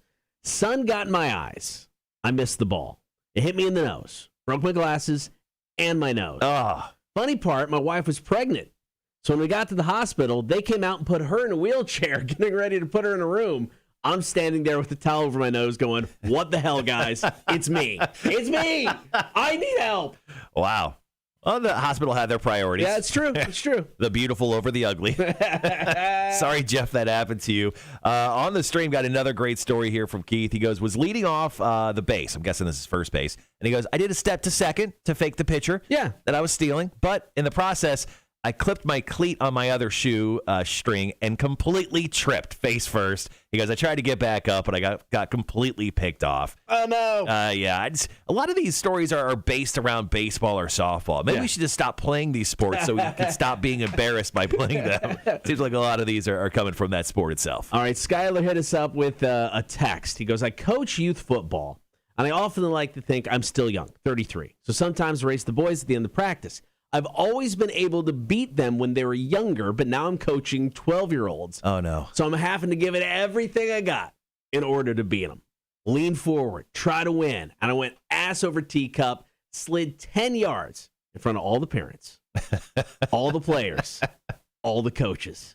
Ended up with a cracked rib, severely damaged pride. Oh. Needless to say, I have not attempted to race my players since. Wow, I thought this was going to go real bad. I thought he's going to tear an ACL or an Achilles. Just a rib? Just a rib? Still sort of bad. That's the thing, too, is for a month straight, you have to think about that process because, I mean, when you crack a rib, it just hurts. Yeah. So, yeah, he thought about that for a month afterwards. Yeah, I probably would never try to attempt to run my team again after that. Yeah, absolutely. I got one more here. So, Andrew hit us up. He goes, I played lacrosse in middle school. It was the first year our town had a lacrosse team, so we were co-ed. This was also the time where button-down sports pants were a thing. So I had the lacrosse ball, and I was running in the field, and then the other team checked me so hard I fell down, and it ripped my pants off. I was 12. I was so embarrassed. Standing there in his underoos. No, but it was co-ed. Maybe you should have been embarrassed. You know what I mean? Hello, like ladies. Some of the ladies. Maybe they liked it. Probably not, but maybe they did. All right, you can continue with text or comments. 800-394-1061. What is your most embarrassing sports moments. All right, coming up Labor Day weekend, we're going to have the biggest countdown we've ever had for Rock 106.1, and we need your help. Details coming up after Metallica. This is Fuel, Rock 106.1. And now we get a call. Please be Vic. I want a good. This is definitely Vic calling in with a sports story. I want a good sports story from Vic, guys. Rock 106.1, who's this? Whatever happened to Smear the Queer? Well, I don't know. Tell us about it. That's the only game I ever played, dude, and you can't really lose. You know what I'm saying? So you were You got the shit kicked out of you all the time. So you were never a sports guy. No, I really, when I was younger, I played baseball, dude. Okay. And they gave me the number 13 on my shirt, put me in left field. I never really even got into the shit because, I don't know. I remember, I think that I played for the Cardinals. Okay. Ooh, sorry. Yeah, it was kind of stupid. So like I said, dude, I was badass at football now. Right. But not. I would catch the bomb, and I was the smallest dude there. And when I first started, nobody would pick me. And then all of a sudden they realized that they could throw the bomb at me and I could catch it. And I'd haul ass to the fucking end zone. And it was like I became the first pick every time. Right. And this, dude, I'm talking about I was in kindergarten playing this shit. Smear the Queer, all that. Well, I'm sad to hear that you didn't really progress when it came to your sports career, Vic. I would have loved to have seen an NFL-sized Vic make it out there. Oh yeah, I would have. Actually, truthfully, if I hadn't moved around, I probably could have been a professional football player. Yeah. Nice. I mean, I played football all the way until I was about 19. Okay. I started smoking pot. Oh, downfall of everybody. Hey, I've been told that's a gateway drug. I've never done the pot myself, but would you say it's a gateway drug? Yeah. I've done a little bit of every fucking thing, tell you the truth. So, well, there we go. I'd say it's cautionary. It's like it's an open door to other shit. It's a cautionary tale. It's a cautionary tale. Vic just laid it out for all the youngins right there. We're all learning something. Well, today. Vic, thank you so much for calling in this morning, man. We appreciate it. Hey, I need to ask you a question. What's that new song that Papa Roach just came out with? Swerve. Yep. It's really Thank you, good. brother. Yeah. No problem, man. Yeah, I like the shit out of it. It's cool as hell. Simon. Yeah. All right, fellas, top of the morning to you. I see you, Vic. Happy Friday. See you, man. See you, man. So he went from not playing any sports to being a star in both, being a Star in football. a football player, or being a baseball player to a star football player. Oh, Vic. We do not endorse the sport he mentioned twice. No. That's... But, Vic, what are you going to do? Let's see. Sean said, here's a song to add to the 1061 best songs list. Step Up by Maylene and the Sons of Disaster. Oh, dude, I remember that song. Or really any Maylene and the Sons of Disaster song. So there you go. Excellent choice. Dude, I forgot that song. That was a great song. I saw them open up for Clutch. Oh, all right. They're good. I like Clutch. They're a fun watch. If you guys haven't seen Clutch before, I know they're going to be touring nowhere close to here, but if you get a chance to see Clutch, go see Clutch. They played Welcome to Rockville like back-to-back years, like 2 years in a row. Yeah, I love those guys. So good.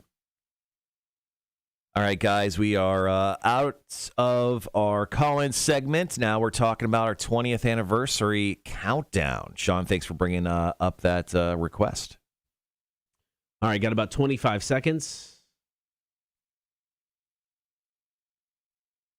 Jay says, caution, dangerous curves ahead. Best song. I'm not familiar with it. Are you? Mm-mm. All right, guys, be right back.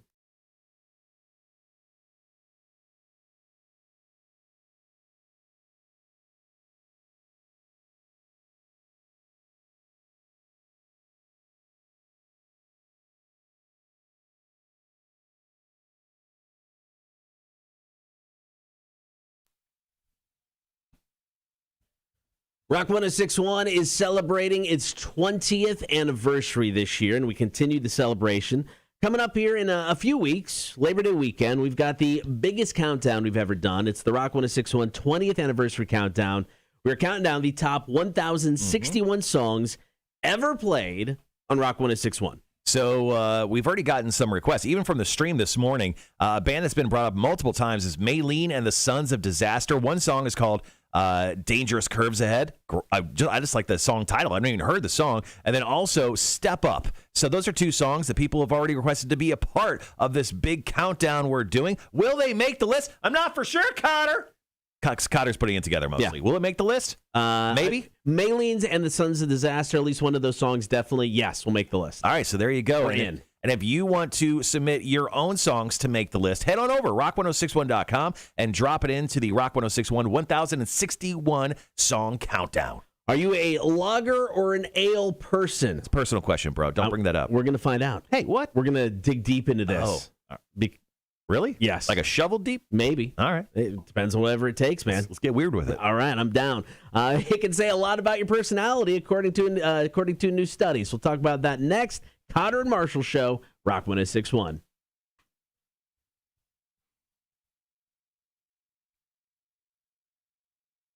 So I've never heard of that band. I don't know if that makes me cool or not. Maylene and the Sons of Disaster. I've never heard of them. Step Up. Shoot, man. It was 6 years ago. Well, I mean, I guess if you've never heard of it, it might have been more than 7 years ago then. Yeah.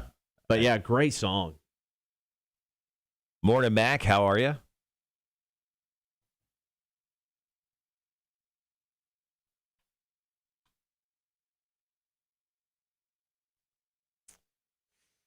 Oh, man. I am leaving here as soon as I can today. That's the plan. Okay. That's the plan. Yeah, I got some stuff to do, but I think I can do the majority of it from the house. I just have to I've got to get Mac set up. Speaking of Mac, who just joined the chat, I got to get Mac set up for her remote. She's got a remote tomorrow with Bob 106.9 over at Chatham Parkway Toyota. 7 Park Commerce Way. Hundreds of new and used vehicles on site. And, of course, the best deals on leases in town. I may have said that 1,000 times before. You know what I may do? I may go to Hopatomica for lunch and then go home. They open at 11. Yes, they do. Yeah. I may do that. Do that. Haven't had any of their liqueurs yet. Maybe have something there. I don't know. Oh, Stitch of Heart's another good one. All right, guys, coming up here in just a few minutes, we're actually going to break down the differences between a lager or an ale guy. We'll figure out which one you are. And then top the 8 o'clock hour, we'll talk about the 10 moments that nearly destroyed rock and roll, according to loudwire.com. We found that a study that was just recently done. So we'll talk about that. And then we'll get right into Are You Smarter Than a Community College Dropout Trivia? And then Jay joins us from Coastal Empire Brewing Company. He's coming in here at top the 9 o'clock hour to do some beer for breakfast. And just a quick programming note, we are off next Thursday and Friday. So we are live streaming Monday, Tuesday, Wednesday of next week. We are off Thursday and Friday. So Cotter can take his little girl to college so he can have a good cry. And then we're back the following Monday. Yeah, it'll be interesting. So I'm definitely out of the relationship between me and my wife. I'm definitely more of the emotional one than she is. But when she cries, she hates people seeing her cry. I mean, it's she goes. Tell her to get in the trunk. Goes hides in the bathroom. So I think she's going to be an emotional wreck with this. So, we'll go buy the tiny little package of tissues, and while you're driving, just hand them to her while she's crying. Because I don't know what's going to make her cry more: the fact that Ella is at school and both of our kids are now out, or the fact that I'm seeing her cry because she hates that, or the thought of you're just the only person in the house. I've been saying that for years. It's just you. I've been saying that for years. Ugh. That's a thing. Make me cry. I know. So, why she got so many animals. She needs something that she loves in that house. I've been saying it for years, man. Eventually he's going to wake up and be like, what have I done the past 2 decades? I think the time is now. And she was just waiting. She's like, he works in radio. I'm not going to get any child support out of him. There's no money there. No, absolutely not. Might as well wait until the kids are 18 where I don't need it. Yeah, I mean, what's the alimony check going to be? Like $20 a week Free from pizza? you? No, you can't even get that.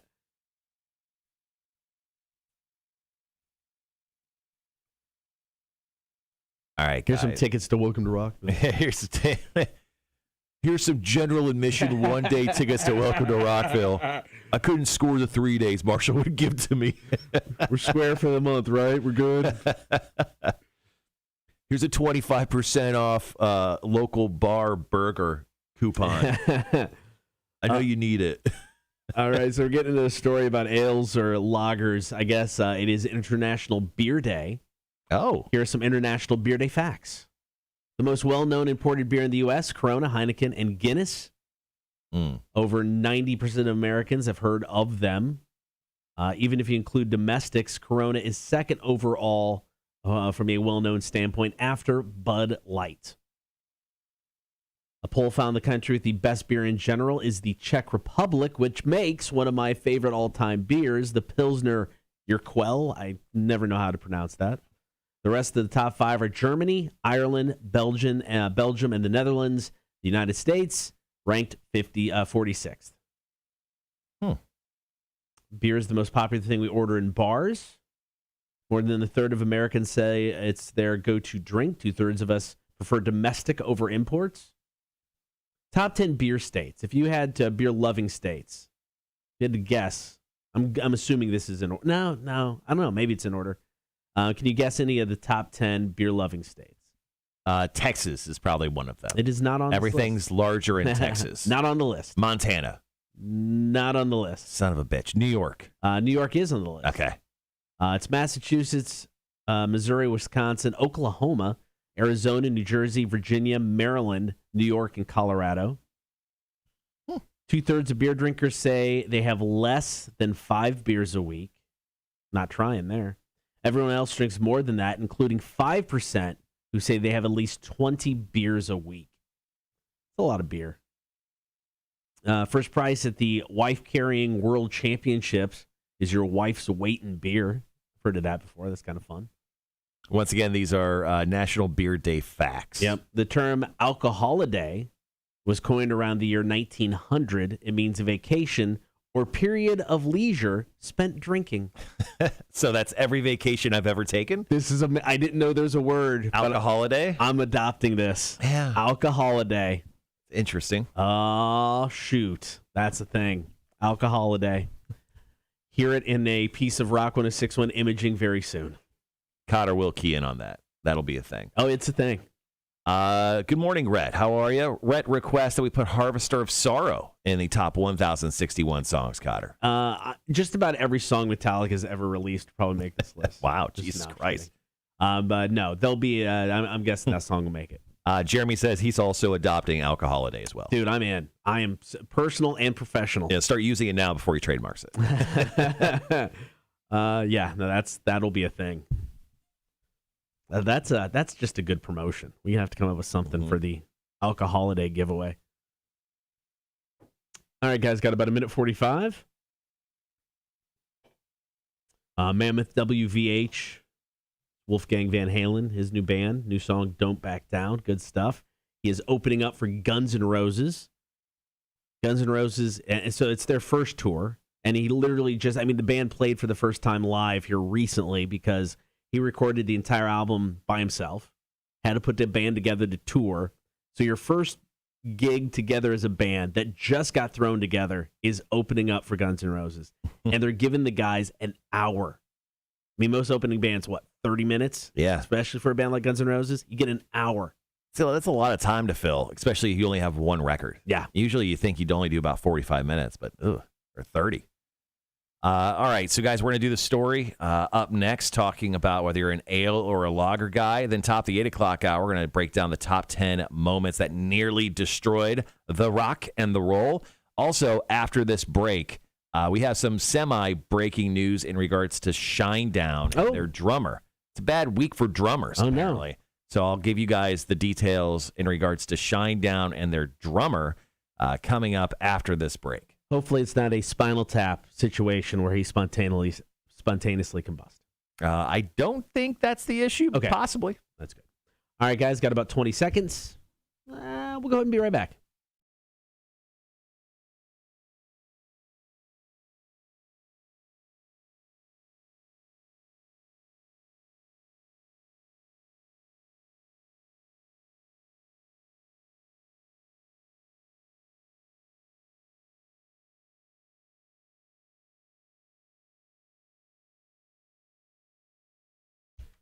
Good morning. Thank you for hanging out on air and on the stream today. So Founders Brewing Company, really a great brewery. Their breakfast stout makes you want to day drink. Oh, yeah. It is delicious. Well, you can't start drinking, or you can't get drunk unless you start drinking in the morning. Sorry, I messed that up. So Take two.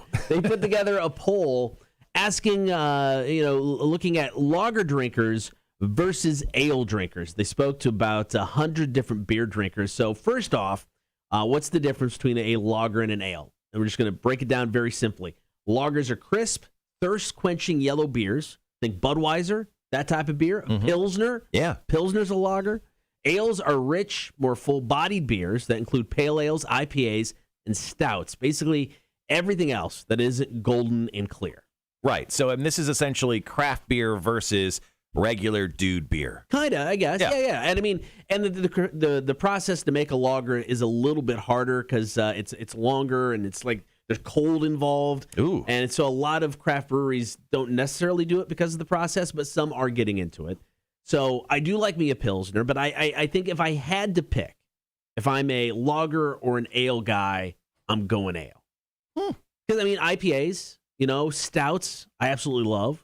So I'm guessing sours and stuff like that are ale. So right. I mean, I love a Pilsner, but the ale category just has so many other options. Yeah, I mean, I was an ale guy exclusively for the longest time, but ever since the pandemic and I became really, really poor for multiple reasons, I became more of a lager guy. So now I feel like I'm an everyman. I feel like I'm kind of the middle of the road guy. I can go either way. Okay, I'm bi beer. Is that a thing? It is now. No, I am now. It's totally now. I'm bi beer will. So try me out sometimes. Let's look at these differences. So we'll say you're lager and I'm an ale. So when it comes to average salary, I mean, they broke it down this far. Lager people make less, $38,000 on average. To right. Ales, $41,000. Okay, well, I mean, then I'm neither of these people. I make a lot less than that. Hours of exercise a week. Lager, 4 hours. Ale, 5. Well, that's not true. Yeah, that's not true. Mine's do, none. You do 0. I bring down the average quite a bit. And I do probably the equivalent of 90 minutes. Maybe. And that includes like just the act of walking. Yeah. And that's just to do 2 burpees. Personality traits of a lager person. Confident. You're very confident. Punctual. Yeah. I show up before the show every day. Yeah. Goal-oriented. Hardworking. Worried about the future? Are you worried about the future? No, I constantly live in the present. Okay. Because it's a gift. See? More stressed. I don't think you don't seem like a stressed out person. I try not to be. Okay. Loves meeting new people. Yeah, I love meeting new people. All right. And, judging them immediately and then realizing I don't like them. Personality traits of an ale person. More easily frustrated. That is 100% on point for you. Yeah. It depends. So I get more frustrated as I get older. Don't try to rationalize this. No. I am going to rationalize it. I get more frustrated as I get older. Uh-huh. I get more frustrated at myself than I do other people. Uh-huh. I think that's legit. Are you fine with lying to yourself and everyone right now? Obviously. Okay. More easily intimidated. Depends on the situation. Very intimidated. It depends on the situation. He cries a lot. Kiss my ass. Likes being the center of attention. Is that your frustration showing? God damn it, stop! Whoa, hey, there's children listening. Likes being the center of attention. No, I don't really. That's one thing you don't like being the center of attention. No, I really don't. Unless I'm doing a stage announcement. I love that. Yeah. Bigger flirt, no, don't care. Likes new challenges. Cotter's asexual. So. Likes new challenges, no, not at all. Happier, God, no.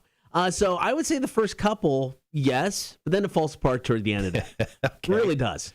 Sports or arts. This is on. Lager people are more sports people. Yeah. That's you. Ale people more arts people. That's me. You're very artsy. There we go. Ideal weekend night. Lager. Out with friends. Yeah, I go out quite a bit. Yeah. I'm always out. Ale, watching TV or reading a book. Neither of us read books. I love watching. I don't know how to read, actually. So that actually clears that up quite quickly. What about a cat or a dog? Lager, dog people. I'm a dog guy. Ale, cat people. You own 17 cats, so you can't say you're not a cat person. Yeah, but I like Mr. Blonde. The rest of them are just there. Yeah, I know. Well, that's why you maybe you straddle the line as well. Maybe you're beer sexual as well. Maybe. Beerquel.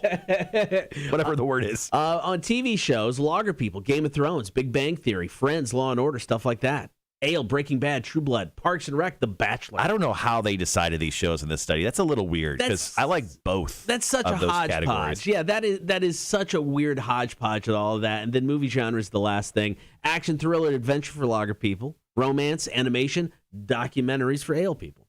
I love a good documentary. Yeah, I feel like this list, and once again, we're going over whether you're a lager drinker or an ale drinker. Essentially, are you a Bud Light guy or are you a craft beer guy? And if it looks like I'm much more of a lager, Bud Light guy than you being a craft beer guy. All right, coming up after 8 o'clock, got an interesting list that Loudwire.com put together. 10 moments that nearly destroyed rock. We're going to take a look at these coming up next. Cotter and Marshall Show, Rock 106.1. Thank you for laughing at that, Jeremy. All right, guys. Coming up on the second half of the show here. Thanks for hanging out on the stream this morning. We truly do appreciate that. I got beer for breakfast coming up here in about an hour, obviously in the 8 o'clock hour. We're going to get to, there it is. We're going to get to 10 moments that nearly destroyed rock and roll. And also, are you smarter than a community college dropout trivia? We love playing trivia against you guys. We have decided that we are going to reset our official records at the end of every year. I don't know if we've said that out loud yet, but we will officially reset our records at the end of every year. Right now, we're both at like 32 wins and about 10-ish ties and losses. So we're pretty good. Essentially, we win 3 out of every 4. Yeah. Ish. Which makes us feel smart. So please let us do that consistently. Jeremy was talking about the ales and lagers. Said he started brewing lagers lately. Have 2 on the menu right now. Split fin. Yeah, I mean, you're starting to see. There's always going to be the weird, beers that for craft beer, but you're starting to see a lot of people just brew a beer, at a craft brew place, which makes sense. It's always going to sell. Cake Day details from Rhett. Cake Day is going to happen on Labor Day weekend, and we still have to officially formally get a location, but we're working on doing somewhere on the south side of Savannah. That's what we were looking at, so that's what Cake Day details are as of right now. We don't have that confirmed, so we can't exactly share that with you because, well, we just don't know yet, but we're looking for Labor Day weekend, so it'll be at the end of this month. We will have some special stuff with that as well. More than just cake. Yeah. More than just cake. Wink. So we'll be able to share more soon, but that's the official Cake Day details as of right now. Prepare yourselves. Hopefully you all are available, but we're looking for that Saturday of Labor Day weekend. We'll get together for a couple hours. Hopefully somewhere closer to more on the south side of Savannah. That's what we're currently looking at. So. Jeremy, and it may be too hard to type, so it may be for a later conversation. What's the process of brewing a seltzer? I mean, I'm just that kind of intrigues me because it's like here's water and they got to make alcohol into, so I'm just kind of curious as what's the actual process compared to a beer. I'll be right back. Okay. All right, still to come. Got this list from Loudwire. I found this was interesting. 10 moments that nearly destroyed rock. So these are moments that if they would have gone another way, really would have impacted rock and roll. Everything. There's stuff from the 90s. There's stuff going back to 1948. All kinds of interesting stuff on this list. I really thought this was intriguing. And then, of course, we'll get to Are You Smarter Than a Community College Dropout? We'll run down the homework assignment again for the weekend when it comes to Suicide Squad. And then Jay from Coastal Empire Beer Company coming in, talking beers, drinking beers. Coastal Empire getting ready to celebrate their 10th anniversary. Can't wait for that. Guys are awesome. They out of the breweries, not counting Moon River, they've been around for a couple decades. Downtown, obviously, with the brew pub. But when it comes to straight up breweries, You've got Coastal is the one that's been around the longest. Now, Southbound had its physical brewery first, but Coastal was doing something called contract brewing in the very beginning with their Tybee Island Blonde and Savannah Brown. So they would go to other places and brew the beer, but they were serving it and selling it in the area 10 years ago. And I keep telling the story. Met Kevin and Chris at the Savannah Craft Beer Fest, was there to volunteer and lucked out, got put to help out with guys in Coastal, and I've known and hung out with those guys ever since. Great guys, great beer, great place. It's weird because it's like everybody, when you say, you go to Coastal, Coastal's in the middle of nowhere. It's not. It's 20 minutes from everything, like everything else. It's really close to the rest of the brewers. So if you have a brewery, so if you haven't been to Coastal yet, or if you haven't been in a while, you definitely need to go back, man. They've always got something good on tap. It's always fun. Jay's a madman, so it's great to hang out with him. So it's just a great place to go drink beer.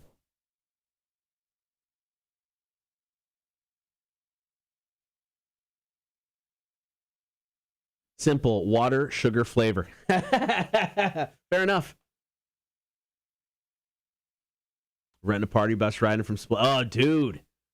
That sounds awesome. I want to start a split fit and be on the party bus now.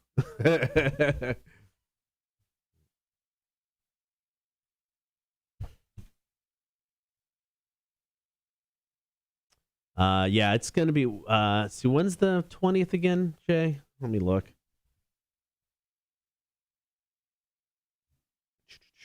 Because I definitely want to come hang at the 20th, the 10th anniversary. Definitely want to come hang at that.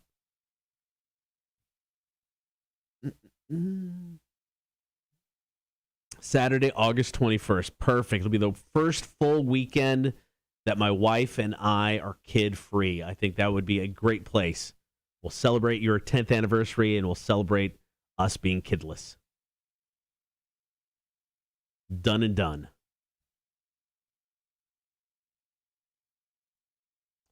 It's going to be a lot of fun. I look forward to it. Saturday the 21st. There you go. Okay, what else? What else is coming up today? That's about it, man. The 10 moments that nearly destroyed rock, trivia, Jay. It's been a great week. I had a great, solid week of shows. Felt really good about this week's shows. I don't know if anybody else did, but I did. So that was nice. We'll be back Monday, Tuesday, and Wednesday of next week. Thursday and Friday, we are out. I know, sorry. Feel like we're taking like every other week off. This one's a legit reason, not just to, for me to go on vacation. Got to take my kid to school. So that's a thing. I think Marshall's taking a day off at the end of the month. For some reason, I think there's a day off I have in September, but I can't think of what that is. And then I'll take some days off in October.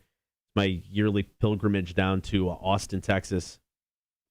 Kids, my oldest is currently taking a gap year, but my oldest went for fashion design at Kent. But is taking a gap year, but is moved back up to Kent because before deciding to take the gap year, rented an apartment. So he's got a roommate. He's got a full-time job, so he's doing good. So I'm very, very happy. And if he doesn't want to go back to school, if it's not working out for him, don't spend the money.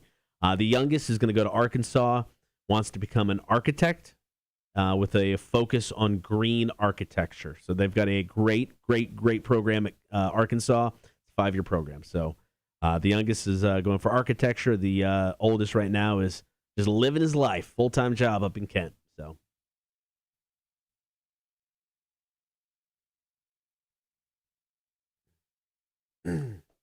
I know they ended up way smarter, both of them, way smarter than me. I give them all my wife gets all the credit for my kids' intelligence.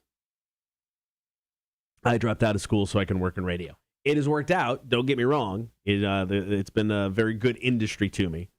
But at the time, I remember when I dropped out of school, my mom, not that my mom didn't go to college or anything like that either. But I dropped out of school because I got a part-time job. It wasn't even full-time. It was just a part-time job. But I drop out of school, and my mom sends me an article or gives me an article about how little money people in radio make. And that was her way of saying go back to school, which I never did.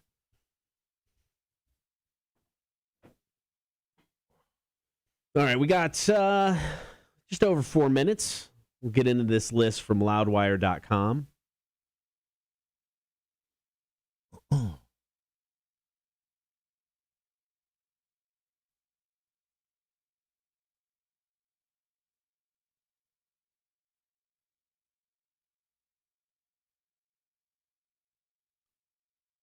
So I mentioned it before we went to that last break, but I got some breaking news on Shinedown. Right.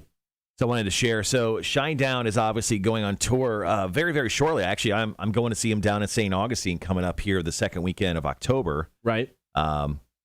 So they are going to be doing it without a longtime familiar face of the band. So drummer Barry Kirch, who alongside with Brent Smith have been with the band since their first record, he's going to sit out some shows after revealing he recently tested positive for COVID-19. So once again, just drummer Barry Kirch will be sitting out of the band for the upcoming tour. It sounds like he'll be gone for a little while. Now, Kirch posted on Instagram a video explaining the situation, revealing that he got it. While he got vaccinated back in April, he still had a breakthrough infection of COVID-19 and will continue to quarantine, returning only after he tests negative. So he said, in the 20 years of Shinedown, I have never missed a show until now.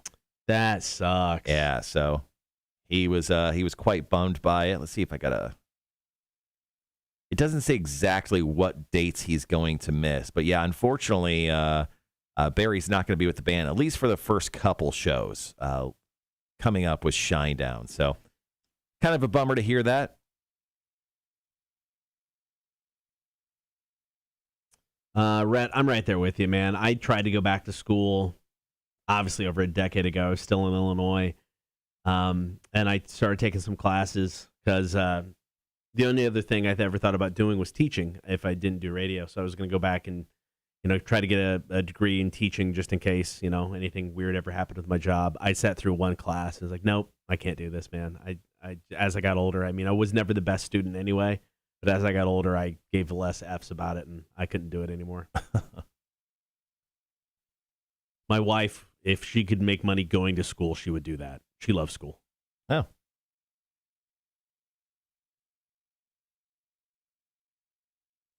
So a few days ago, we shared with you guys that Guns N' Roses released, or actually played a new song called "Absurd." It's kind of a rework from a song called "Silkworms" that that's been making its work.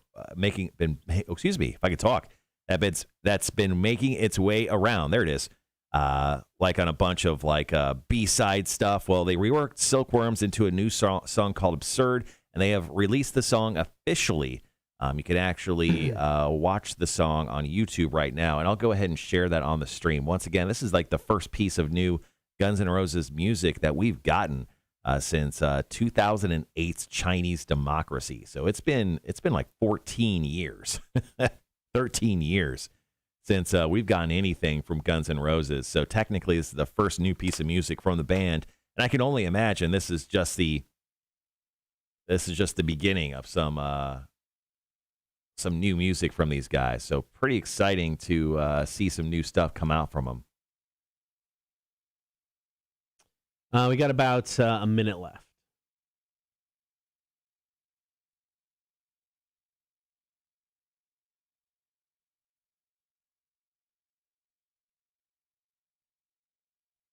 Now, have you got service this song when it comes to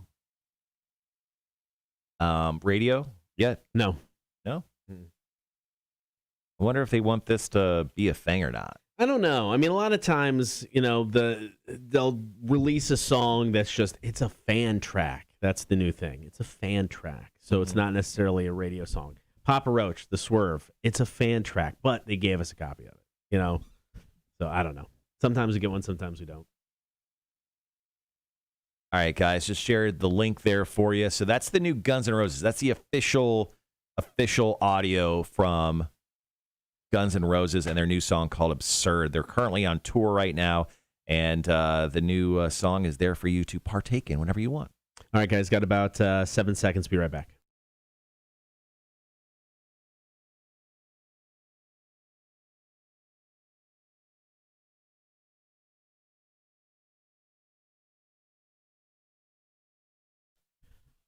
Loudwire.com put together a list, 10 moments that nearly destroyed rock. Going to break this down here in just a second. Right now, don't forget, hop on the stream, join the Horde. You can watch the show every morning, Facebook, YouTube, and Twitch. While you're there, please throw us a like, follow, and subscribe. You can always listen to the show, download the app for free, get us on your in-home smart speaker, and check us out at rock1061.com. So came across this list from loudwire.com, 10 moments that nearly destroyed rock. It was pretty interesting to me because these are like those near misses, those what ifs. You know, right. If this situation would have gone in a different direction, you know, what would rock kind of look like right now? Yeah, where would the world be at this exact moment? And these are pretty large moments now that I kind of look at them. Some are more important than I think others, but let's just start off right at the top. How about Les Paul almost died in a car accident in 1948, Cotter? Now, Les Paul, kind of a big deal. If you ever went guitar shopping or walked into a music store and you were wondering, what are those 5,000 guitars doing on the wall? Oh, who buys those?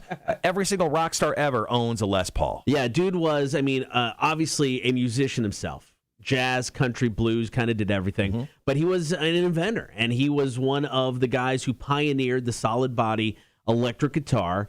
And, he worked out this deal, with Gibson and the guitar makers. And, yeah, can you imagine Les Paul passing away at 48, not getting the Les Paul guitar, a sound that just, has driven the rock genre for decades? Yeah, it would be, I don't know. Obviously, I think someone would have stepped up in his spot. Yeah. But, it's weird. It would be weird to not live in a world without Les Paul, especially when it comes to his guitars. Number 2 on this list, and this is one where I think they took advantage of it and made it more into a publicity stunt that was ever going to go bad. Elvis Presley got drafted in 1958. Now, he released his first album in 1956.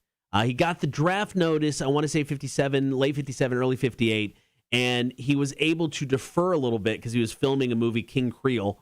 And during a classic, during his time in the military, while he was stationed in Germany, they continued to release stuff that he had recorded previously going in. And I'm surprised this one makes the list because there was no way they were sending Elvis anywhere that was going to get this man killed. Well, I don't know. A lot of people were getting killed in that war. No, I know. He was honorably discharged in 1960. So, yeah, let's just say he did go over there and he did get killed. Could you imagine a world that didn't give us, 27 more Elvis albums and like 80,000 more movies that we got from Elvis? He's a legend because of that stuff. Now, if he just did a few albums, I don't think his clout would be as big as it is. Oh, no, 100%. He took things that were going on in the music industry and made them more mainstream and introduced a lot of people to different styles of music. So, his impact, obviously, is just far-reaching.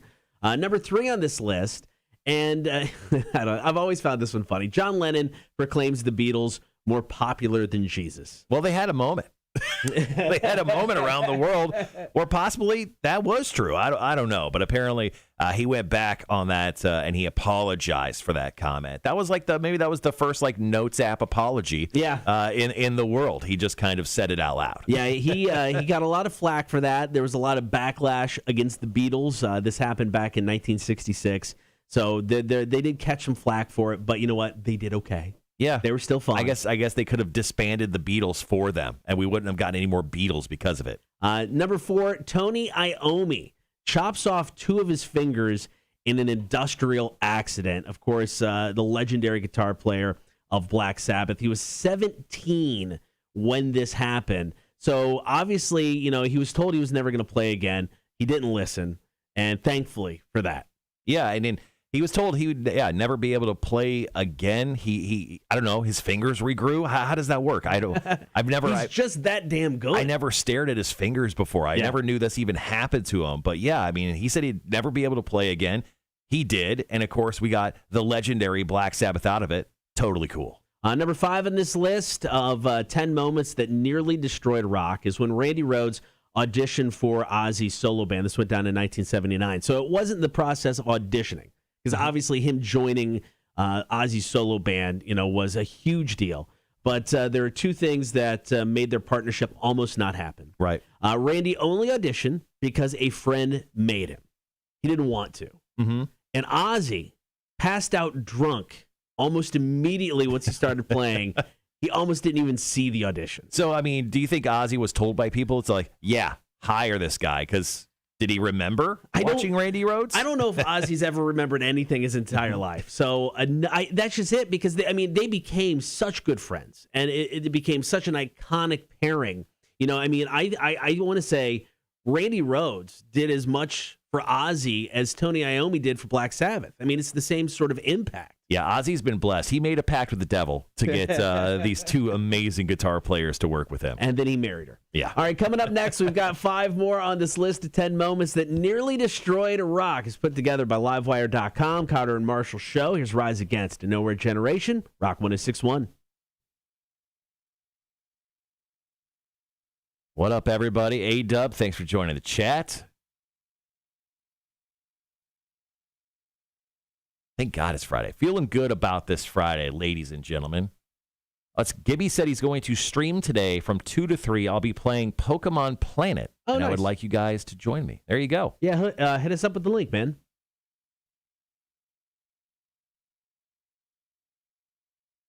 Good call, Rhett. Yeah. The Cliff Burton death. That could have. Spoiler alert. Didn't make the cut. It's not on the list. Oh, there you go. Tony Iommi put plastic tips to relearn to play. Then he returned his guitar on, played with mainly only 2 fingers after he learned to play. Interesting stuff. Damn.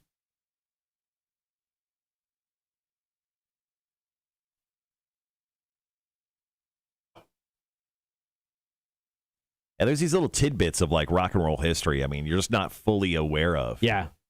The first one we're going to get to when we get back, number 6, I think should be higher.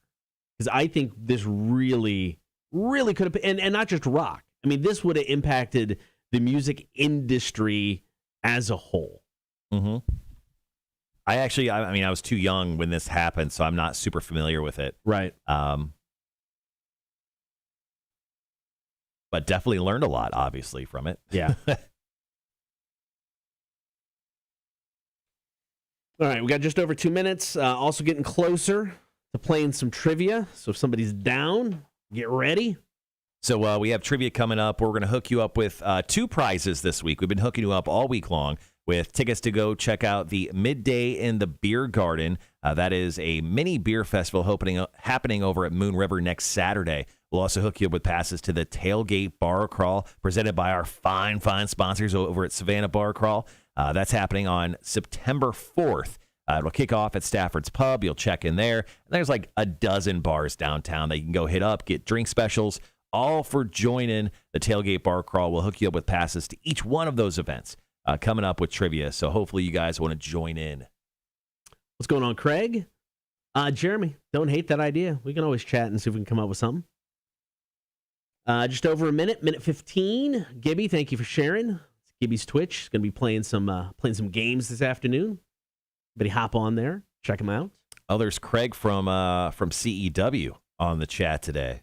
What's CEW doing? The next show is the next show is the 14th, going down at Southbound. Oh, okay. So all right. It's going to be a good time. Good time. You like the local professional wrestling? If you guys haven't gone yet, it's indie wrestling is always fun to watch. Whether it's good or bad, you're going to enjoy it either way. But, CEW has always put on a great show. They've got, honestly, a great group of wrestlers. Craig, you need to, and I can't remember the guy's name, but the guy who played basically the dude, so good. So good, so good. He needs to come back. Oh, the dude from The Big Lebowski? Yeah, he basically kind of played a dude-like character.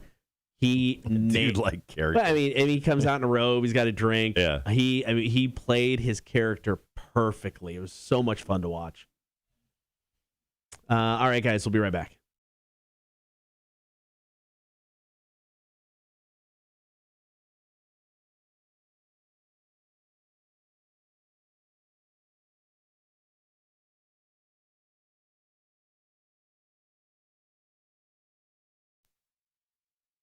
Good morning. Thank you for hanging out on air and on the stream. Currently looking at a list, top 10 list, 10 moments that nearly destroyed rock. It was put together by Loudwire.com. These are basically moments that if they would have gone a different way, just would have changed The world of rock would have changed. Bands would have changed, songs and influences. So, I mean, they really could have had a major impact on rock or just music. And I think number 6 on this list should be a lot higher, in my opinion. Tipper Gore and the PMRC released the Filthy 15, a list of offensive songs, came out in 1985, and they lobbied for an age-based ratings on music. I mean, they went in front of Congress to have this debate.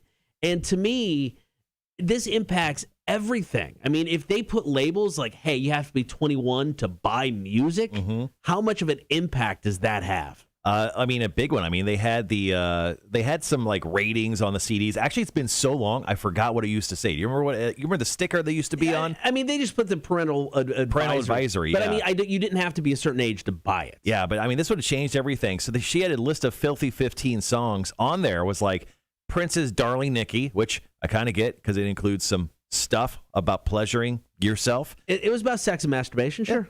Judas Priest's Eat Me Alive. Mary Jane Girls In My House. Are you familiar with that one? I am. Mary Jane Girls. It was Super Freak. Rick James put this band together. Oh, okay. Cyndi Lauper's She Bop. Black Sabbath's Trash. Twisted Sisters, We're Not Gonna Take It. Really? That song was on the Filthy 15? For Violence, We're Not Gonna Take It. And it was Dee Snider was one of the people that sat down in front of Congress and argued against this. I mean, I think all of us, music lovers everywhere, owe Dee Snider. Of all people. I legit, a big thank you, because he comes in tight stonewashed jeans. He's got a cutoff T-shirt, underneath a jean vest. Yes. And everybody expected him to probably get up there and just talk like a Neanderthal. This man is highly intelligent, and he went up there and put together a great showing, defended music and why this was a horrible idea. I mean, thanks to Dee Snider, or we might be looking at labeled music with, you have to be this old to buy this kind of stuff. And more importantly, I mean, Tipper Gore ran this whole thing. As we all know, Al Gore created the internet, and he sort of started the end of society because the internet possibly is the best and worst thing ever created. So, you know what, Tipper? Maybe you should have been talking to your husband about the internet. All right, number 7 on this list. I didn't know this was a thing. Slash audition for the band Poison. Your favorite 80s band ever. I love Poison, but loses out to CC DeVille. CC DeVille, Slash wouldn't have fit Poison. I mean, probably not. Maybe he goes in with a different vibe because he knows it's just a different vibe for that band. CC DeVille wouldn't have fit Guns N' Roses. Not that he auditioned, but he made a perfect fit for Poison. But can you imagine no Slash in Guns N' Roses? Is there a Guns N' Roses without Slash? Not without that top hat. Okay. Yeah, right? I think that's true. 100%. Number 8 on the list, Judas Priest got sued in the 1990s over the suicide of a young fan, and they won. Now, I don't know much about this story, Cotter. I'm guessing you do. I remember this whole thing going down. Basically, the parents of this guy that committed suicide, and it's horrible. It was a horrible thing. They blamed the band's lyrics for causing the kid to kill himself by suicide. Right. And I mean, that is such a slippery slope. And I mean, once again, you feel bad for his parents. You feel bad for his family that's, what happened to this young man. But such a slippery slope if you're going to start blaming lyrics and artists and stuff like that for these types of situations. So, it's like blaming video games for shooting. Is exactly what it is. Number 9 on this list, top 10 things, moments that nearly destroyed rock. Dave Grohl joining Nirvana in 1990. Now, obviously not the original drummer of Nirvana. No. But was on by Nevermind, the album that broke him. He was hesitant to join this band. We owe so much to Dave Grohl's mom. Yeah. Who pushed him to join Nirvana. And Dave has celebrated his mother many times over. They've written a couple books together. I mean, the backing portfolio of Dave just loving his mom and putting her in documentaries and stuff is out there. So he gives a lot of kudos to his mom for pushing him to make that big jump, because without Dave Grohl and Nirvana, I don't know if we get what we did from that band, let alone the Foo Fighters, and many other things he has brought us. Yeah, that would be crazy. And the final thing on this list, Maynard James Keenan, your close personal friend, moves to Los Angeles. He told me about the story. In 1990, not to pursue music. He was going to become an interior designer. He's a very gifted man. I mean, he owns a winery. He's obviously a very talented, a gifted musician. And he has an eye for interior design. Now, we had a long conversation about this because we're close personal friends, as you mentioned. And yeah, he decided to go the whole music route, and it's turned out for him, Cotter. It's turned out well. He met Adam Jones in 1990, and yeah, Tool was born. I don't want to live in a world without Tool. No. I mean, it's not a world I want to be part of. So I'm glad. I'm glad he met up with Adam Jones. So 10 moments from rock history that thankfully went the right direction, or we'll be living in a much different world, ladies and gentlemen. All right, coming up next, everybody's got a homework assignment this weekend. Oh. It's a good one. Is math involved? Because I'm out. There is no math. Thank God. Yeah, don't worry about that. All right, we'll tell you what it is coming up next. Cotter and Marshall Show, Rock 106.1.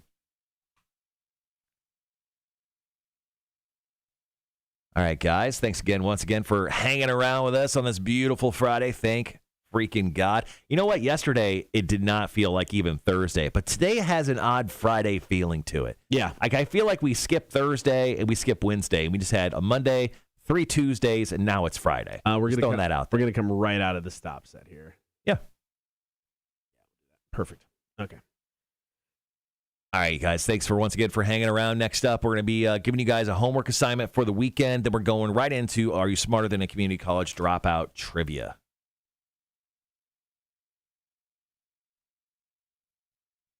Excuse me. So this weekend, there's quite a few things, obviously, to do. First and foremost, there is a UFC fight on. UFC 265. That's right. We're up to UFC 265. I remember watching UFC 100 on my television, pay-per-view. Okay. So UFC 265, we have Derek Lewis, the Beast, versus Gagne. I forget his name. Chris Gagne, I think it is. I don't know. It is for the interim heavyweight title. This is because this is because the current heavyweight champion has refused to fight, and Dana White is mad at him. Yeah. So this is the interim heavyweight fight, and then Amanda Nunes, who is the greatest of all time when it comes to women fighters. She absolutely decimated Ronda Rousey in like 30 seconds. She has been the GOAT, has not lost ever since, nor has she, I think, ever lost. She is fighting this weekend as well. So there's a big UFC fight going on this weekend if you're looking for something to do on Saturday night, whether you can watch it on pay-per-view or, because I was there last night and saw, you can actually watch the fight for free over at the Draft Room at Berwick, a great sponsor of Rock 106.1. They run advertising with us, so we love them. I've gone back, and I haven't watched the whole thing, but I have gone back because I think you can get on YouTube and watch like UFC 1. Yeah. The sport is so different. Oh, completely. I mean, it was almost like a legit free for all at UFC 1. Yeah, Hoist Gracie used to choke people out using his gi, his belt around his waist, his outfit. He's choked people out with his clothing, essentially. So, yeah, I mean, there was a much different feel to UFC back when it first started. Definitely something to like run down the YouTube rabbit hole with. If you get a chance, highly recommend it. Check it out. Yeah, right. We saw that. We talked about it earlier with About Last Night. It's so stupid. So stupid. I want to go so bad, though. I want to go. Part of me just wants to start saving right now. Yeah, Cotter's talking about the Galactic Star Cruiser. Yeah, the Star Cruiser Hotel, the Star Wars themed like dinner theater hotel. I mean, do you spend all your time inside? You get an excursion to the planet, Batu or whatever. Basically, you get to go down to Galaxy's Edge. But here's the one thing, and I mean, I wouldn't be the only one. I 100% get this. I'm 5 years out from 50. I ain't going anytime soon. If I ever make it, I'll be closer to 50 than I am. Obviously closer to 50 than I am 40. How nerdy is it for an almost 50-year-old man to be running around with a lightsaber, making noises at a hotel, thinking this is the best thing ever? I think you're fine. I mean, pushing little kids out of the way. I'm first. I've been a fan longer. There's going to be so many of that guy there, probably even a little bit older, but you're right in the demo, man. Just go do it. Just go do it. Just go spend your money and just do it. What an experience that will be. I know. I don't know. I'll talk to the wife. That'll be the challenge. I'm in, though. I don't need to upgrade. I'm good with the 5,000, just me and her. I'm good. Just take out a small personal loan. I need to now start doing trivia and bingo every night of the week. Every night of the week. You'll pay it off in a year.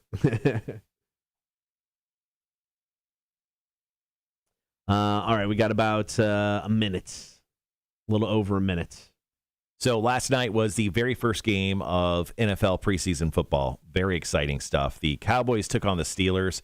At halftime, it was 3-0, so they were trying really hard.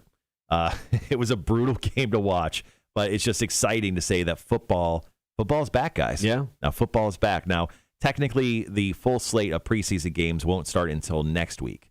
So I think it's next Thursday night, and they run games Thursday through Sunday. Preseason games. So we'll get a slate of our very first preseason games next week, which is exciting to see. Speaking of, our sister station, Rewind 1079, now you're home for the Jacksonville Jaguars. You'll be able to hear all the action, including their first preseason game on the 14th, taking on the Browns. Tony, I think this is a great idea. A-Dub, just see what Tony put. Have the company pay for it. I got to go for research, show purposes. That's the galactic thing? Yes. It's for the show. It's all for the good of the show. How about this? I'll answer it for Aaron. Find a sponsor that'll pay for it, and you can go. Oh, okay. Never see me work harder. All right, we'll be right back.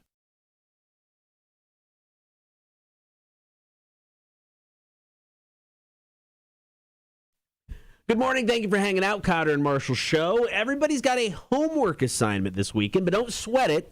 Mm-hmm. No math, no reading, no anything like that. You just got to watch a movie. Exactly. The Suicide Squad, directed by Guardians of the Galaxy director James Gunn, is out, available right now at movie theaters across the Savannah Hilton Head area. Also on HBO Max. So here's the deal. Once again, you got to watch the film over the weekend. Then Monday morning here on the Cotter and Marshall Show, we're going to spoil it. We're going to talk about it in depth. We want your opinions. What was the craziest character death? Was it good? Did it suck? We want to know all these things from you. So this is your homework assignment over the weekend. Do not fail us.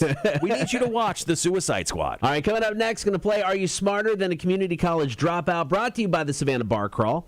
Latest from the Foo Fighters, it's Making a Fire. Rock 106.1. A-Dub. BS. What's that? When I said the company's paying for it. No, he said CEW should sponsor it. Maybe I love that idea. Maybe one of the breweries. I'm down for all of this. You should go down maybe with the guys at Hopatomica and just film your experience down there.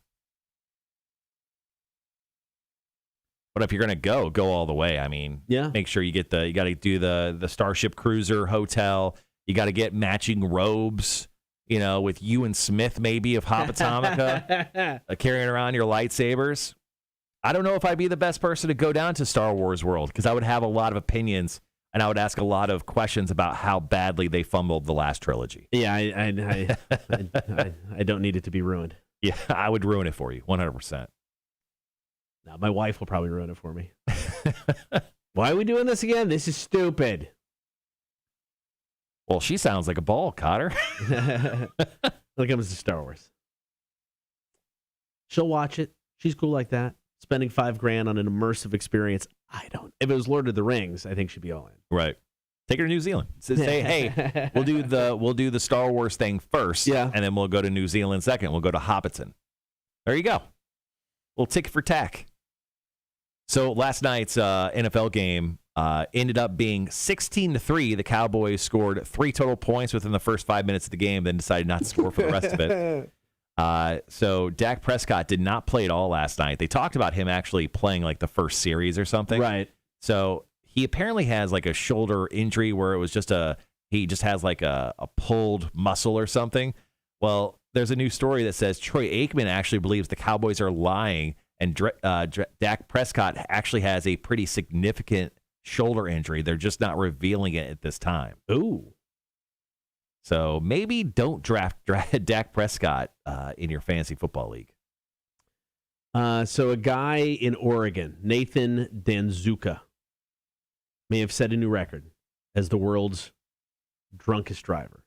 This isn't a good record to have. What'd he blow? Got pulled over in February after a hit and run. When the cop told him to get out of the car, he took off, but he didn't get far. He only made it a half mile down the road before crashing into a concrete barrier. His blood alcohol level was 0.778, 10 times the legal limit. How is he still alive? No. His blood was essentially alcohol, like pure vodka. He had no blood left. It was vodka. He just got back in court, got 13 months. The judge also suspended his license for life. Guinness For life. Guinness doesn't hand out records for this. The Smoking Gun website, though, kind of covers these stories, and they have seen this before. The previous record was .72, also in Oregon. Points? Could you even imagine being that drunk? .72. No. Like, have you ever gotten drunk and done like the blow test thing, like at home, like the at home, like I wonder how drunk I am at this point? I have not. I haven't either, but I can imagine probably at my drunkest, maybe like a 2.8 or whatever, like a .28. Yeah, or whatever it is. Yeah. But whatever that guy was at. Jesus Christ. 7. Yeah, how is he alive? That's a great question. All right, we got about 30 seconds, guys. All right, jumping into trivia today. You take on Cotter or myself. Either way, you win yourself some amazing prizes. Rhett says, who's our friend who works for the Sheriff's Department, says, good Lord, that's insane. I've seen .3s and 4s, but damn, .7? Taking it to a new level. All right, guys, be right back.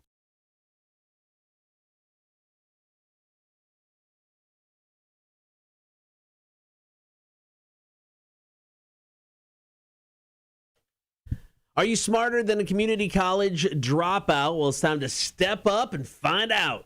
Give us a call now, 800-394-1061. Of course, it's brought to you by the Savannah Bar Crawl. Speaking of the Savannah Bar Crawl, you'll win 2 prizes for actually taking on one of us today. The first prize is passes to the Tailgate Bar Crawl going down September 4th. Big game that day. The Bulldogs taking on Clemson. And then the other portion of your prize, I think it's pretty awesome. It's our first miniature beer festival coming back from the pandemic. It's called Midday in the Beer Garden at Moon River. That's happening next Saturday. So we'll hook you up with not 1 prize, but 2 by taking on one of us, and you don't even have to win. All you have to do is play. So be the first person to call up right now at 1-800-394-1061 to take one of us on. Are you smarter than a community college dropout? Brought to you by the Savannah Bar Crawl, Rock 1061.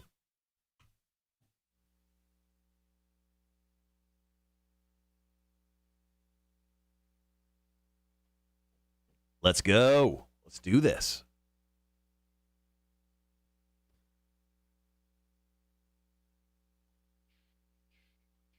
Yeah, .3s and .4s. Good Lord. Yeah, .778. That is stupid.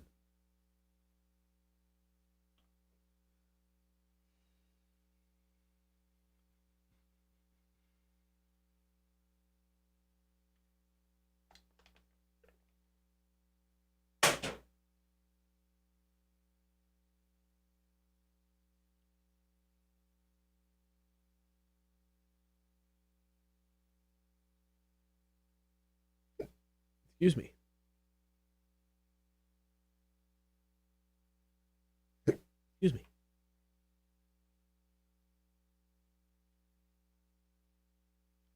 Seven, 7, 8 are good cash 3 numbers to play. Okay. That's good. I like it. All right. We could probably do a quick out of the break solicit again.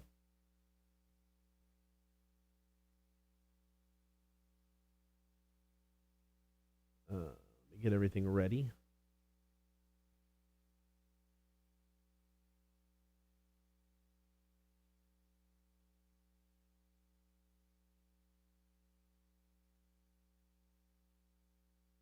All right. All right, guys, looking for someone to take us on. And are you smarter than a community college dropout trivia? If you want to play us, feel free to call us up at 1-800-394-1061. We'll hook you up with, obviously, those beer festival passes and also the tailgate bar crawl passes as well. So if you like to go out and have a drink, this prize is for you. And once again, all you have to do is play us. You don't even have to beat us here for trivia.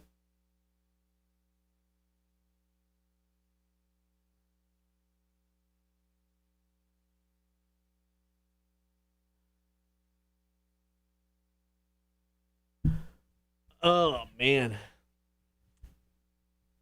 Yeah, still not quite sure what the plan is for this weekend. It's like, it's talking to my kids, like, what do you want to do? Last week here? Do you want to go to the beach? He's like, yeah. Still want to go to Green Truck, right? Yeah, I want to go to Green Truck. You want to go this weekend? Oh.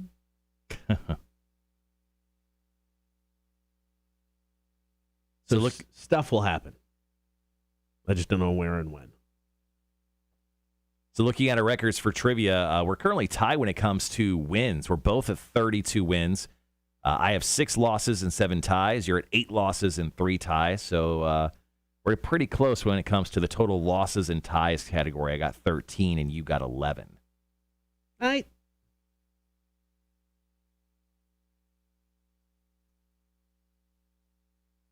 Cobra Kai put out a new trailer. Yeah, Cobra Kai announced yesterday, if you watch that Netflix show, that it's coming back in December of this year, which is pretty much on pace with what they did last year. I think they put out their last season 3, in December, possibly early January. It's a fun, stupid show.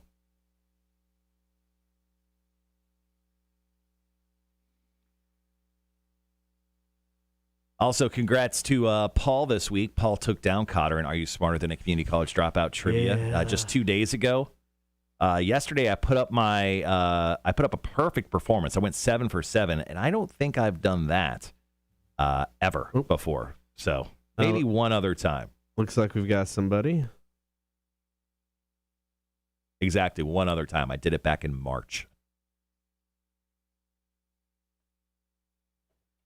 Rock 1061, who's this? It's Tony. Hey! Who do you want to take on today? I lost to Marshall previously, so I'm going to try Cotter today. All right. Perfect. Good luck. All right, Tony, welcome to Are You Smarter Than a Community College Dropout trivia, brought to you by the Savannah Bar Crawl. You got 7 questions and 60 seconds to answer. For some reason you don't know the answer to one of these questions, feel free to say pass. Other than that, your time will begin after I ask the first question. Are you ready? Yes. All right, here we go. Question number 1. What president's fondness for pork rinds made sales of the snack boom? Was it George H.W. Bush or George W. Bush? George H. That is correct. Question number 2. Who played the Dark Knight in the movie Batman Forever?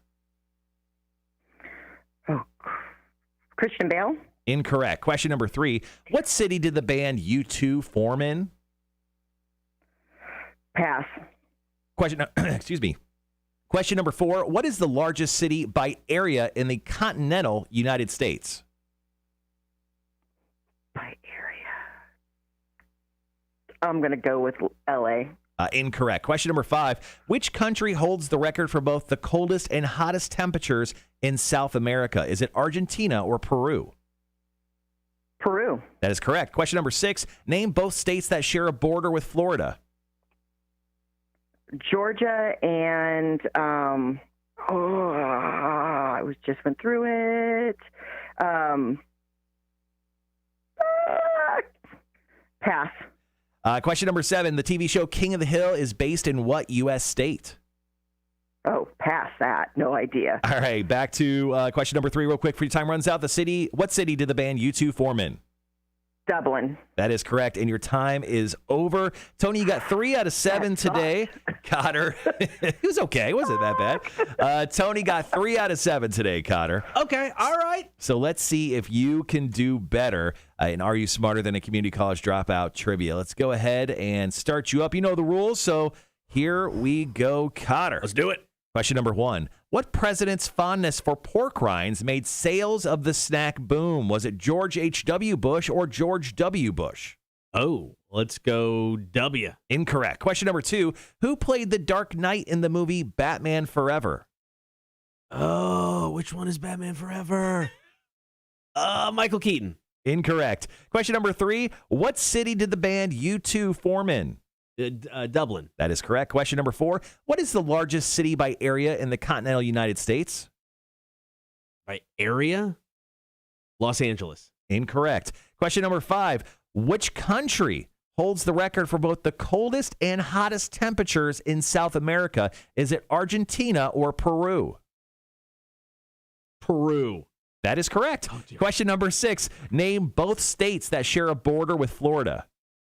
Georgia and Alabama. That is correct. Question number 7. The TV show King of the Hill was based in what U.S. state?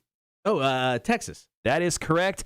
and you are done. Cotter, you somehow get the win, going 4-3 over Tony today. Tony, I was a bit worried there toward the end. I'm like, I'm going to lose. I'm going to get 2 right. I'm going to have to kick my ass all weekend. I was like, the Georgia-Alabama one, I was like, is it Alabama or Louisiana? Georgia. I lost terribly. Congratulations. Thank you very much. Thank you for calling in, Tony. All right, Tony, we got your information. We'll call you with all the info and prizes later on. All right, thank you. Thanks, Tony. All right, Kyle, let's go over the correct answers real quick for Are You Smarter Than a Community College Dropout Trivia. Once again, brought to you by our friends over at the Savannah Bar Crawl. What president's fondness for pork rinds made sales of the snack boom? That is George H.W. Bush. Question number 2, who played the Dark Knight in the movie Batman Forever? Val Kilmer, his one and only time playing Batman. Question number 3, what city did the band U2 form in? That would be Dublin, Ireland. Question number 4, what is the largest city by area in the continental United States?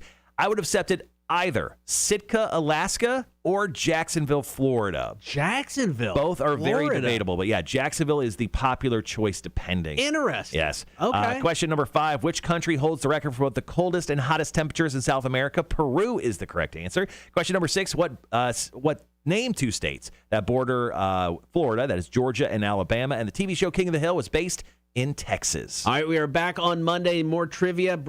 All right, we're back on Monday. More Are You Smarter Than Community College Dropout Trivia, brought to you by the Savannah Bar Crawl, Cotter and Marshall, Rock 106.1. All right, guys, we'll be right back. Cotter's going to edit the audio up, and we'll see you in a second.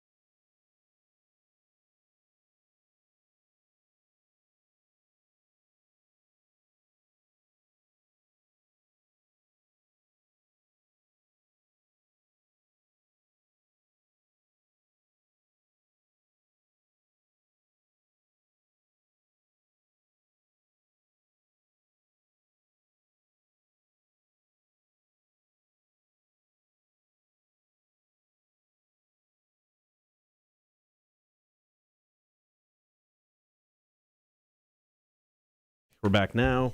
But I am going to have to switch this over, guys. So hold on 1 second. No, I'll do it in a minute. That's fine. We got time. Perfect. All right, yeah. Sorry, guys. We had our guests stop in, so I went and grabbed them from outside. Once again, Jay and Andres from Coastal Empire Brewing Company are stopping in. They obviously have some beers for us. They have a special beer, special thing for us that we'll do just on the live stream. Like between that? beers 1 and 2. Okay. So we'll check that out, and we'll obviously talk about their 10th anniversary. I just jumped ahead a decade. Their 10th anniversary event that's happening coming up on the 21st of this month. Yeah, I did the same thing earlier on the stream. It's like, when's your 20th? I mean, never. Nope. 10th. Yeah. I haven't done improv in a very long time. Unfortunately, with the pandemic, the guys that I did improv with, the Odd Lot, they had a space above Savannah Coffee Roasters, and they had to give that up because of the pandemic. They weren't making any money, and I don't think could afford the rent. So they really haven't come back in any form yet. So no, it's been a little bit because just everything going on at work. I kind of backed out of doing it even on a semi-regular basis, but still fun. I miss it. I'd love to do it again. Who was it?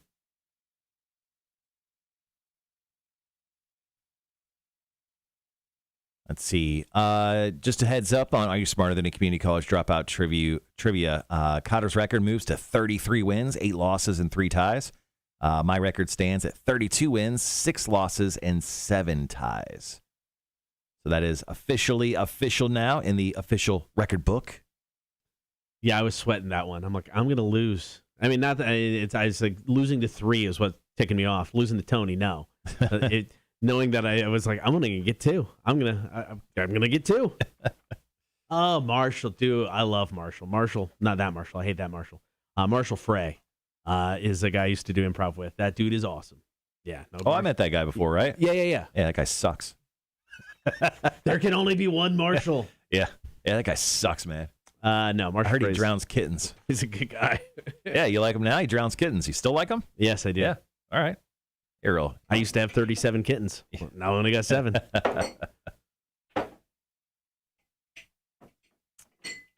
Yeah, I haven't seen. I mean, he moved a couple years ago, a year ago. So I haven't seen him in a long time. All right, guys, we're going to be getting into beer for breakfast here in about 10 minutes or so. We're going to have the guys join us here in just a few minutes. Talk up some Coastal, talk about the 10th anniversary.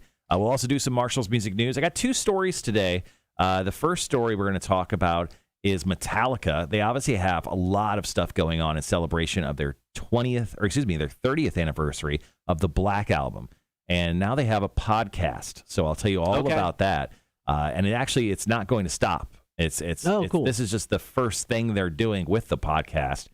So I'll tell you all about that coming up here in just a little bit. We'll also talk to you guys about the Air Guitar Championships that are tonight. And ESPN2 all day has switched into the Ocho. I forgot about the Ocho. So the Ocho is officially back today. If you turn on ESPN2, which I don't think anyone has, if you happen to have it, congratulations.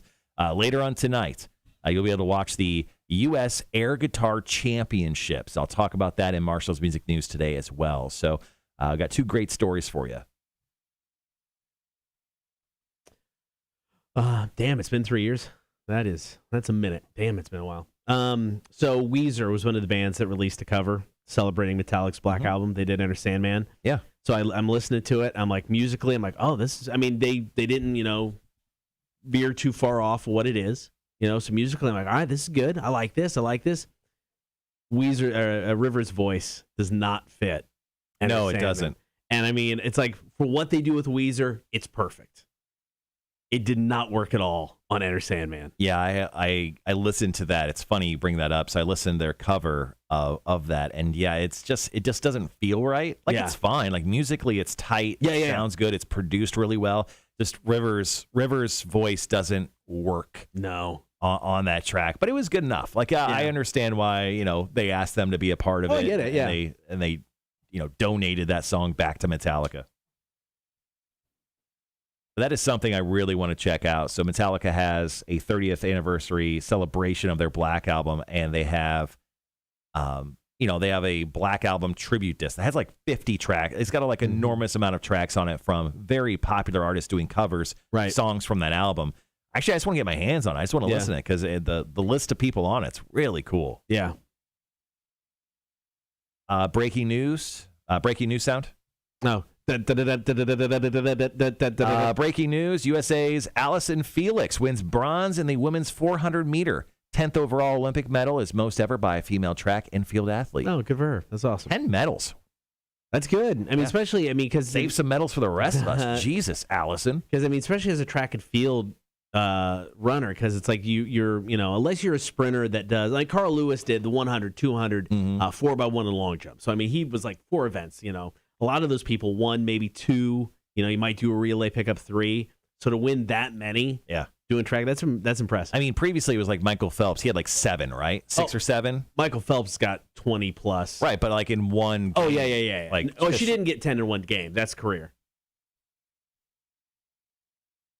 Oh, okay. Yeah, that's career. 10th overall Olympic medal is most ever by a female track and field athlete. I thought it. In her career, yeah. Oh, okay. Yeah, Michael Phelps. I thought it was just in these games. Oh, no. Yeah, that'd be really effing impressive. Yeah.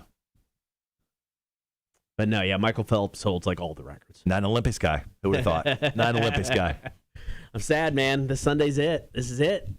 So is the closing ceremonies on Sunday? Yeah. Okay, and then is it over with the closing ceremonies? There might be an event or two, but nothing drastic. Because the men's basketball team, the U.S. men's basketball team, is still going for the gold currently. Yeah. Is that over the weekend then? Probably. Yeah. Okay. Yeah. They'll have sport. They'll have events going until Sunday. Okay. Yeah. Who'd have thought? I don't really care for the Olympics. I'll be watching. I'm just over it. It's too long. There's just so much. No, it's perfect. 2 weeks is good. You get into a week 3, you're going to be like, okay, I get it. It's enough. 2 weeks is perfect, especially because they can mix it up enough to where, you have enough difference between week 1 and week 2. You don't have to watch the same thing over and over again. Hey, Liquid. Remember, it's Saturday there now. That is true. Oh, it is Saturday there. Yep. Yeah. How many hours ahead is Tokyo from us? Is it 13? I'm not sure. All right, so let me see where we're at. Oh, dude. I nailed it. Did you nail it? 13 hours. Tokyo, Japan is 13 hours ahead of Skyland Terrace / Greenway Park / Grove Park, Savannah, Georgia. Good for you. All right, now I'm going to kill our mics just for a second so I can get the delay ready, guys. We'll be right back.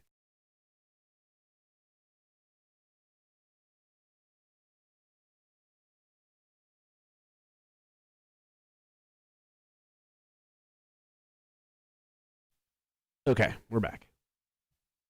And hopefully not on the air. How much, God, I hope not. How far away are we from break, the next break? 6 minutes. Okay. That is a bold take, Liquid. Winter Games, superior to the Summer Games. I love them both. Summer Games, all day long. What's the best Winter Olympics game? Sport? Yeah, sport. I'm a big fan of the snowboarding stuff. I think snowboarding's awesome. Why isn't snowball fighting part of the Winter Olympics? I don't know. It's a good question. Essentially, it's dodgeball. It's true. Is there handball is an Olympic sport, so why can't snowball fighting be a part of it? Yeah, the handball is the weirdest one, in my opinion, Olympic sport-wise. It's like I can kind of get everything else. Mm-hmm. I don't get handball. Synchronized swimming, really? I'll even take that. No. Really? Over handball? Yeah. Handball at least is entertaining. Synchronized swimming I can watch for about 5-10 minutes because it's so goofy. And now they have a shot. Because that's when you get done masturbating? No. Thank you. It's a really long time. Thank you for the credit on that. And this may have been something they did last Olympics. I just don't remember seeing it. But they have a camera shot that shows above and below water at the same time. Mm-hmm. Watching that shot, it looks like they're dolphins swimming in the water. It's so ridiculous. The faces, it's priceless. But once it's funny for about 5-10 minutes, and then it's done. 5-10 minutes. which is more than I really don't watch a lot of handball. I'll watch handball, obviously, over water polo, though. All right. I'm going to go grab the guys. Have them join us on the stream here. Okay, we got about 30 seconds of commercials and then 3.5 of a song. So Okay. Yep, we're good. We're good. All right, Jay and Andres coming in from Coastal Empire. Andres is the brand new head brewer. Jay is that guy from Coastal. We're going to drink some beer, talk about their 10th anniversary.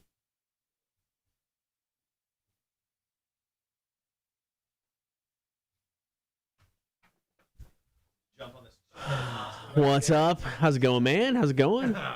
What are you doing? Cotter, this is Andres, the new head brewer of Coastal. We met briefly before. Good to see you again, man. And this is an asshole. Oh, well, I mean, I am. He's that guy. He's that guy. All right, let me make sure I got. Oh, that's perfect, guys. Good. Yep.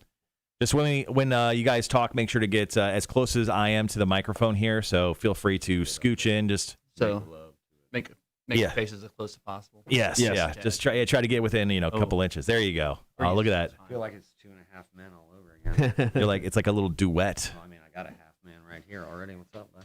Oh, hello. Good morning. All right. Yeah, we got about 3.5 minutes. Back that up a little bit. You know, Cotter, how long have you been in Georgia? 12 years. Yeah. Yeah. Well, I heard you needed a shirt. He definitely. Tank top. Take your wife Oh! to the show. Tank top. Yeah. Yeah. Are you a tank top guy? I've never seen you wear a tank top before. I do yard work in tank tops. Okay. I won't do yard work. So in it's that, about to though. get really sexy No, in your I'll just wear backyard. that. We get to watch him get all sweaty. I'll just wear that. I like that. It's almost half I'll as good bust as it being out next soapy week. and wet. Well, you got to wear it on the show now. I'm busted out next week. You definitely got Done to and wear it on the done. show. Monday. Tanking it up. All right, It's the first. So, ladies and gentlemen, we do have on the live stream, we have Jay and Andres. Andres, am I saying it right? Andres, yeah. Okay, Or perfect. Andres. I mean, if you want to throw the whole accent. Yeah, I It's mean, up to you. We'll butcher that. No, we'll try keep not it to do simple. that.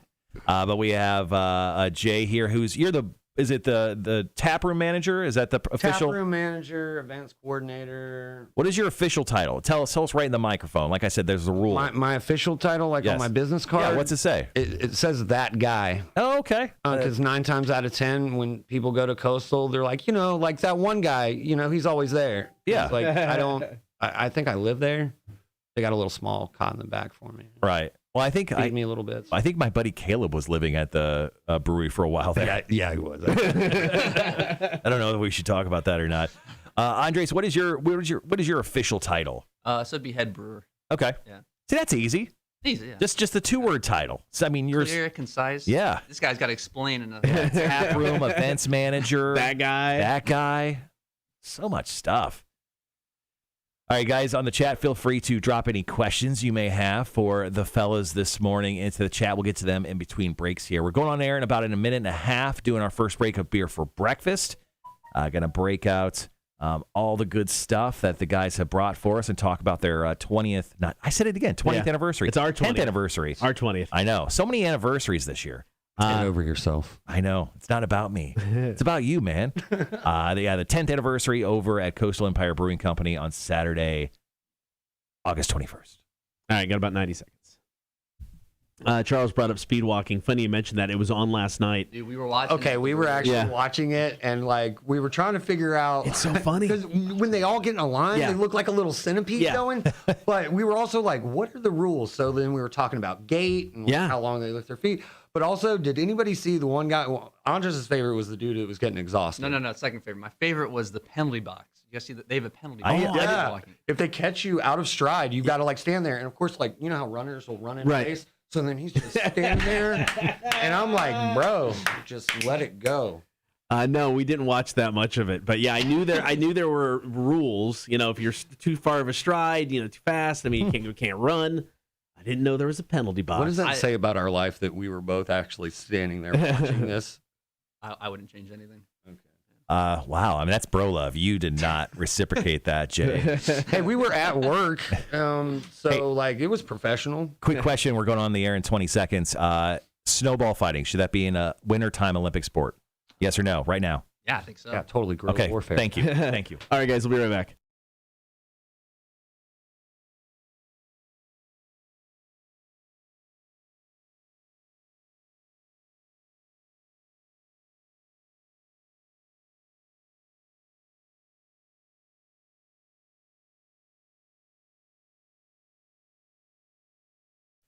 Good morning. Thank you for hanging out, Cotter and Marshall Show. It is time for Beer for Breakfast, brought to you by Coach's Corner in Thunderbolt. You can check out Grand Paradise tonight in the Soundgarden, tribute to the music of Styx.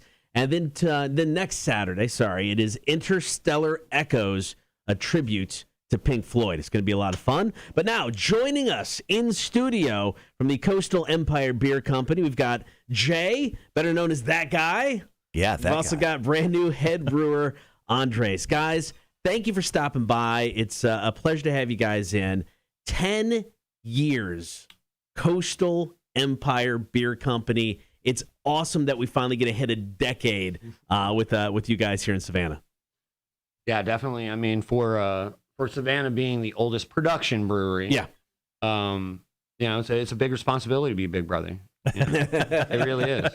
Glad you're not patting yourself on the back too hard there, Jay. Well, no. I'm just saying, everybody's got to have that new thing, that great thing, and that's why I keep telling people about the tap room. I'm like, man, you really want to see some weird stuff, man? Come on by, man. We got a little mad scientist back here now.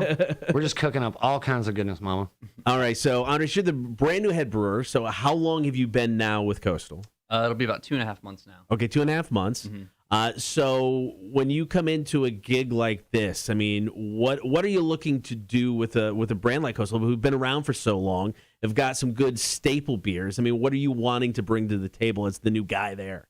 I mean, I kind of want to keep going what we've got, and just keep a bunch of new stuff coming as well. I mean, I love what Kevin and Chris have done over the past 10 years. Especially with the brand, just most of their beers being an ode to Savannah and the coast, and everything. And whatever we keep going, everything new we keep coming along. Like, just keep that going, keep things interesting. I mean, really just want to bring a lot of new and exciting things to the table.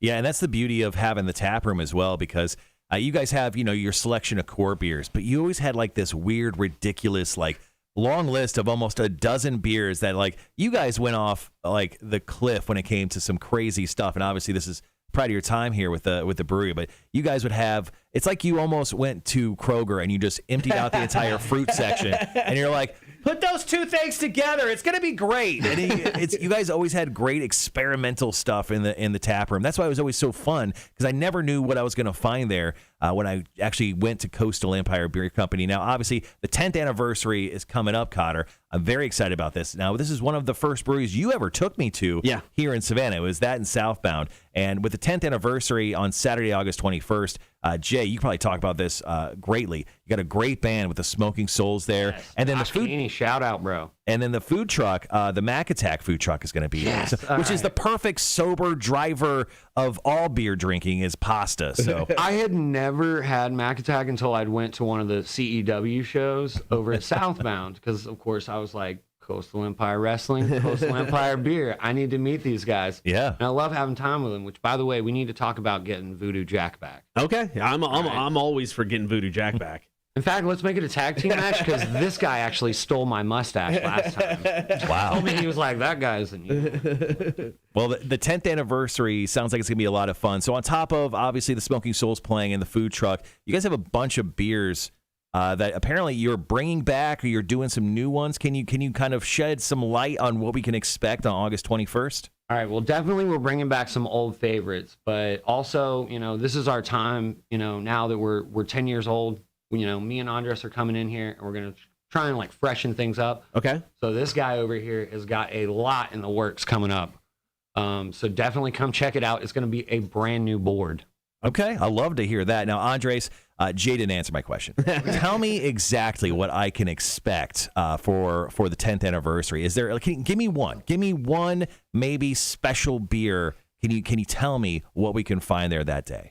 I'm sorry, that's confidential. No, I'm kidding. But no, I mean, one of the things I really want to try to bring to Coastal is just, one, I think, is a really good hazy. Everyone loves hazies. Yep. And that's one of the things that I'm gonna try to. I want to make like the perfect one for the brewery. And so definitely there. We're gonna have the first iteration of it, and we're just gonna keep improving on it. That's exciting. A nice hazy IPA. I love to hear it. I'm a fan of that. All right, speaking of beers, we got to drink some this morning. It is beer for breakfast. It is a requirement. So what did you bring for us today? So we're while you're getting it. So we brought one of them that we're actually going to be premiering, and it's a hibiscus ginger gose. I like this. Or goza. Yeah, it depends on how French you are sometimes. All right, so we want to do that one first? Definitely. Okay. You're going to love this color. Let's do it. All right, so we're going to take a quick break. We're going to hear some Evanescence Better Without You. Going to come back and try a beer with Coastal Empire Beer Company. It is Beer for Breakfast, Rock 106.1. Guys, thank you for joining us still on the chat. Wanda says, which guy is that guy? I wanted to say thanks for giving the Horde some updates on their weekly list to post on our Discord page. I spoke with him a few times in the DMs. Oh, there you go. That is Jay. Yeah, that is slipped right into my DMs, dude. That is a gentleman in that red ball cap. It's the new Fred Durst now that he stopped wearing it. Hey, you know what? I'll take it. Actually, Fred Durst is on a roll right now. Right? He's Totally. currently is. His stock is way. Love him or hate him, man. Take it to the Matthews Bridge. All right, so first beer up is going to be this hibiscus ginger beer. This Gosa or Gose. Andres, how would you say it? I'd say goza. That's like the Americanized, like English way to say it. Yeah, that's our lazy, fat American way to say it. Gosa. Yeah, that's how I've always said it. So that explains everything, actually. You have no idea how many times I hear people go, "Can I get the goose?" The goose. Oh, the goose. Well, it's loose. So, well, hopefully it is. Hopefully I get the goose. Let's see. Is Coastal the one off Ross Road? Yes, 79 Ross Road is where you can find Coastal. The guys open up at, is it 5 o'clock today? That's right. Yeah, and then you can start getting drunk at noon tomorrow, which is a beautiful thing. It's funny with Coastal, everybody thinks it's like in the middle of nowhere. It's not. I mean, you're close to everything. That's Savannah, man. I mean, you put weird. something half a mile outside of like historic district boundaries. Yeah. You are like a drive. Yeah. You are a hike. You're just as close to you guys as you are to any brewery in town. I mean, as I always say to everybody, I'm either going to catch you going downtown or I'm going to get you on your way home. Yeah. That's the great thing. I think from my house, it takes 12 minutes. Yeah. No, I love hitting it on my way home because it's just a straight shot on my way home. I'll swing by and be like, time for beer. Yeah, and it's a great spot to actually stop off when you're going like on the way downtown. So I'm from Georgetown, so I take Veterans and I jump on the highway there. Exit 3, then you kind of drive through a very sketchy-ish neighborhood, and then you find Ross Road, and it's right off of that. So, like, it is seriously, it's like 10-ish minutes away from my house. Like 2 years ago, my buddies and I, we did a little bike tour of all the breweries in Savannah, and our last stop was going from southbound to Coastal. Yeah. And this was like at 9, 10. It was like pitch black. Oh, no. And we go down Stiles Avenue, which is like at night, it's just dark. And we didn't even have like bike lights. And so we're just driving on the side of this road. Cars are just like, they are not happy we're there. This dude in a minivan pulls up next to us, rolls down his window, and he's like, y'all gonna die tonight, and just drives off. And I was wow. like, pedal faster, guys. Pedal faster. All right, we got about 45 seconds. Yeah, if you guys want to pour them out, that's totally fine. You don't have to pour full pours. You can do just like half or quarters or whatever. Drink from your southbound Rock 106 glasses. We're gonna drink from Coastal Empire. By the way, look at that crest; it's beautiful. All right, guys, gonna be right back.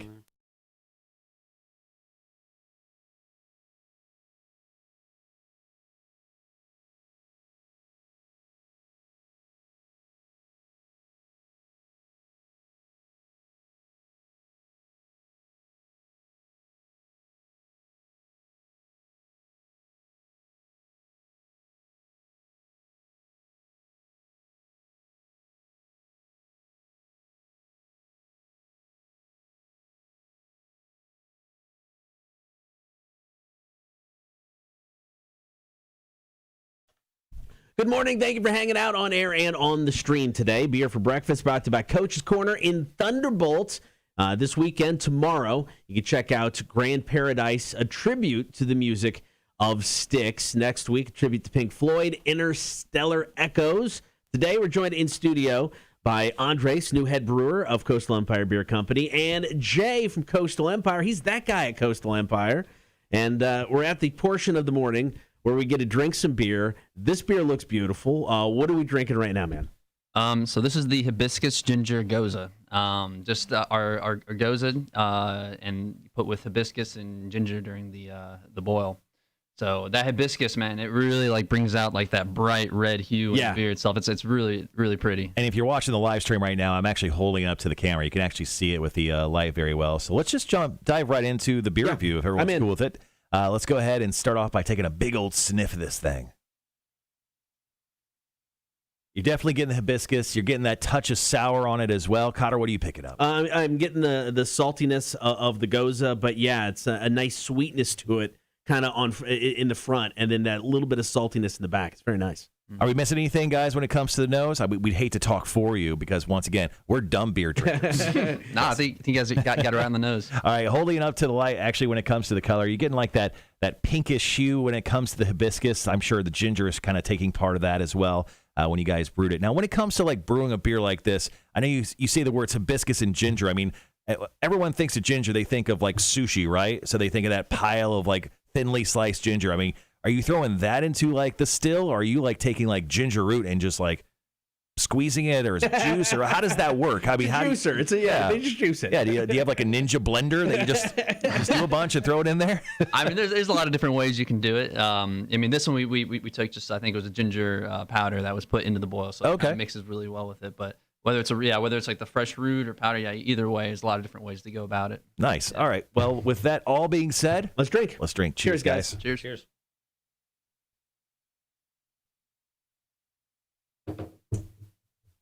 I like the subtleness of it because I mean, you get the tameness from the ginger, which can spike up, some bitter notes as well. But I love the hibiscus, and I think it actually kind of tames out the Goza overall. What do you think, Cotter? No, I agree. It's like initially, it's like I almost got a little bit of spiciness from the ginger, but then it just kind of mellows out right away with the. I mean, I didn't know what to expect with putting ginger in beer. It's not something that I've run into a lot, but it's kind of a nice balance of the two, and then the saltiness and the sourness of the Goza. I put beer in this ginger all the time, and let me tell you, it feels great.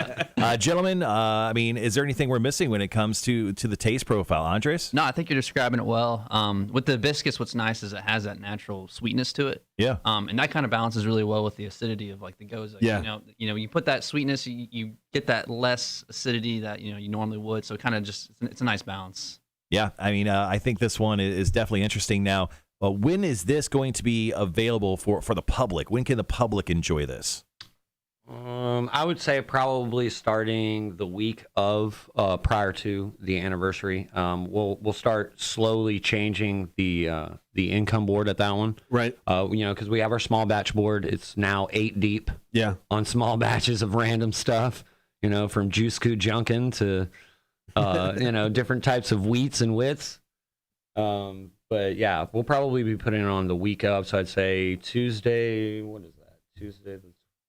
It'll be the week of the 10th anniversaries. Yeah, 17th. That sounds awesome. So once again, this beer will be available here in a little less than 2 weeks at Coastal Empire Brewing Company. Let's go ahead and grade this out. So Cotter, on the beer scale of supremacy, let's start with you. What do we give Coastal Empire Brewing Company's Hibiscus Ginger Goza? I'm going to go 3.74332. Are you doing math over there? I was making sure, I was wanting to make sure the number looked properly before I said it. Right. So yes, 3.74332. I also want to remember. I remember the score that you gave our slow drift.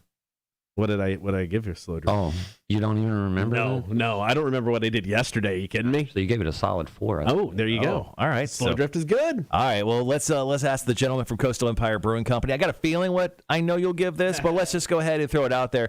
Andres J, what do you give your very own beer, the Hibiscus Ginger Goza?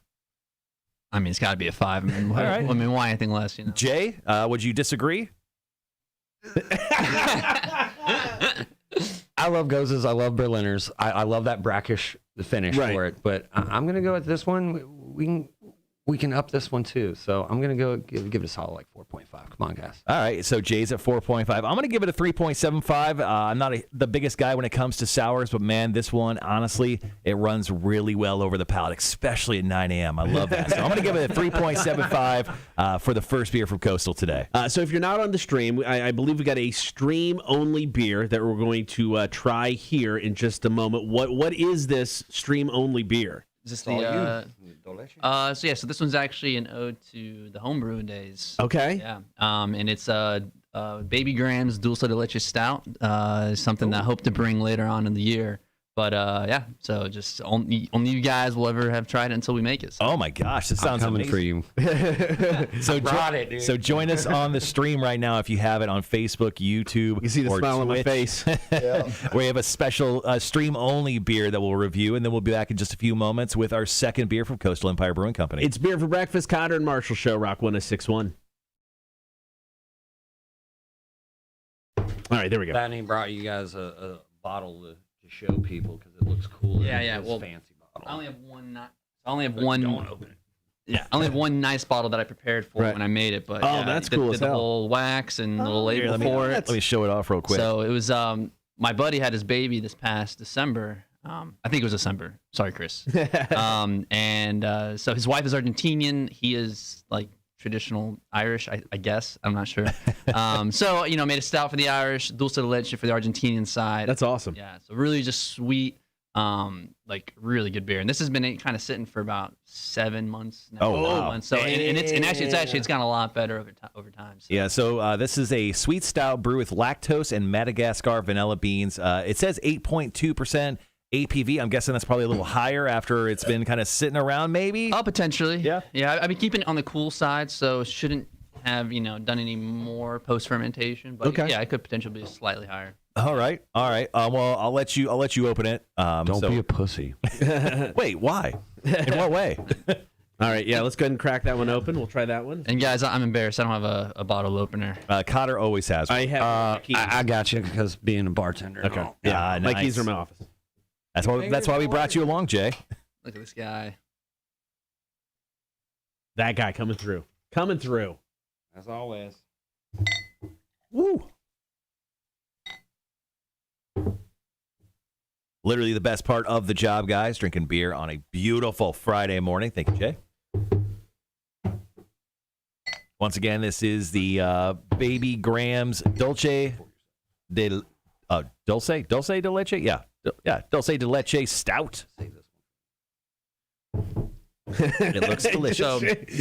So for those unfamiliar with dulce de leche, it's sorry, guys. Whatever. Dude. Dulce de leche is like a South American delicacy. It's usually made with milk that's been caramelized. Okay. Like the real easy way to make it is buy some condensed milk, put it in a pot of boiling water, open the can up, and you got some dulce de leche. So this, I didn't actually put dulce de leche in it, but I made it in the style of it. So I used a ridiculous amount of caramel malts, which just give a lot of sweetness and body to a beer. Right. Along with the lactose and the vanilla beans is actually an Argentinian way to make the dulce de leche. So it's just an ode, just an ode to the thing itself. Yeah. Well, we're excited for this. Thank you once again for sharing. And this is a beer that hopefully will be making its way to Coastal Empire Brewing Company later on this year. Now that Andres is here as the head brewer. So let's go ahead and just do a special only beer review just on the stream, just for you guys. So let's kick it off by, actually just smelling. I always forget which one I do. Smelling. So we do the nose first. Yeah, let's take a big old sniff. It's a kick in the face of alcohol. I mean, it's gonna punch you right in the face several times with some alcohol. It's got some Definitely an alcohol a day. It's an alcohol day indeed. It's got a nice little touch of vanilla in there too. That's coming from I think the vanilla beans as well. Yeah, I think I used for this batch was about 4 or 5 vanilla beans. All right, nice. Holding it up to obviously the camera and the light here. I mean, it's just black as midnight. It's no light. It's what you want. That's what I want to stout. That is what sunshine in a windowless room looks like, guys. All right. So with all that being said, cheers, gentlemen. Let's take a drink. Cheers. Jay's already pounded half of his. It's fine. I'm doing both. Well, that is so smooth. The mouthfeel, it's soft, creamy. You get a nice touch of the vanilla in there. I mean, that is a delight to drink. Baby Graham, I wish that baby chugged that when it came out. I mean, it'd be rude if it didn't. That baby's kind of a dick if he didn't drink this beer, because that is delightful. Yeah, dude. It's like with the nose on it being up front with me, which is all the alcohol, I almost expect to be, kicked in the mouth with it as well. Not it at all. Very smooth, like Marshall said. You get the sweetness of the caramel is in there. The vanilla is fantastic. Yeah. Vanilla is one of those things you can throw in almost any style of beer, and I'm going to love it. This is a perfect balance of it in this beer. This is delicious. All right, delicious. So on the beer, Clean up on aisle Cotter. He is definitely wet I'm not going to stand up right now. It's fine. I'm not standing up. He's 100% moist. All right, so on the beer scale of supremacy, Cotter, let's kick it off with you. What do you give Baby Graham's Dulce de Leche? I still feel like I'm screwing that up. It's Dulce de Leche. Perfect. Okay, Dulce de Leche Stout. I'm going 4.5555. Ooh, man. This is many numbers. This is delicious. I love it, but what was the alcohol content on it? 8.2. It's going to get me loaded, and it doesn't taste like I'm getting loaded. It just tastes like I'm drinking dessert. This is fantastic. All right, so you guys, let's go ahead and get your thoughts on this. What do you give your very own beer? I'm gonna have to go about I say 4.75. Okay, so you think there's room for improvement on it? I think there's a little bit of room. There's some things I taste in it that I would change up a little bit. Yeah. But for the most part, when I drink it, I straight enjoy it. And Andres, do you think this is a beer that's going to make its way to Coastal Empire by the end of the year? For sure, eventually. For me, this is a really great late fall, early, winter beer. So, and I've got a fall beer request for you, but I'm going to ask you after we hear from Jay here. Okay. Jay, what do you give this beer? Oh, I really hate to rake you over the coals on this one, bud, but I give it like a solid 4.2. 4.2. Wow. My own guy sabotaging me. What is this? Wow. Heartless. I don't really like stouts, It's like the Beastie Boys walking. Too sweet. I'm sorry. We don't want your bias, Jay. That's not what we brought you here for. Actually, we do want your bias. We want you to come in here and say it's a 5. No, I actually really enjoyed this beer. It was definitely a surprise at this point. I'm going to go ahead and give this one a 4.35. I think this is great, and I think there is. Maybe there is some small amount of improvement they can do to it, but for what this is, and you absolutely nailed it when it came to the description and label. That's a big thing for us. So I think you knocked it out of the park. I think that's a great beer. Thanks, man. Appreciate it. So we're coming back here in about 4 minutes. Yeah. So coming up, obviously in October, we're basic bitches. I've got to ask you or a request, and I don't know how easy it is. And I'm sure you know what I'm going to get at. Is this about Oktoberfest? Shut up, Jay. We're not talking to you. By the way, it's in September, dude. We're talking to the head brewer here. I don't want to talk to that guy. Head brewer guy. I love pumpkin beers. Is there an opportunity to do a pumpkin beer in any form or fashion? You trying to run me out of town, man? What is this? No. Pumpkin beers. I'm telling you. No, man. I'm not. Dude, I'm there with you. I'm pretty basic as well. Yeah. I think we can definitely do that. As much to Jay's Jay. dismay over Jay. Suck it. He's got no say in this one. Pumpkin, yes. Pumpkin spice. It doesn't have to be pumpkin spice. Boozy ass out of here, dude. And here's the thing. Where's your Ugg boots, by the way? It's a little too hot. So.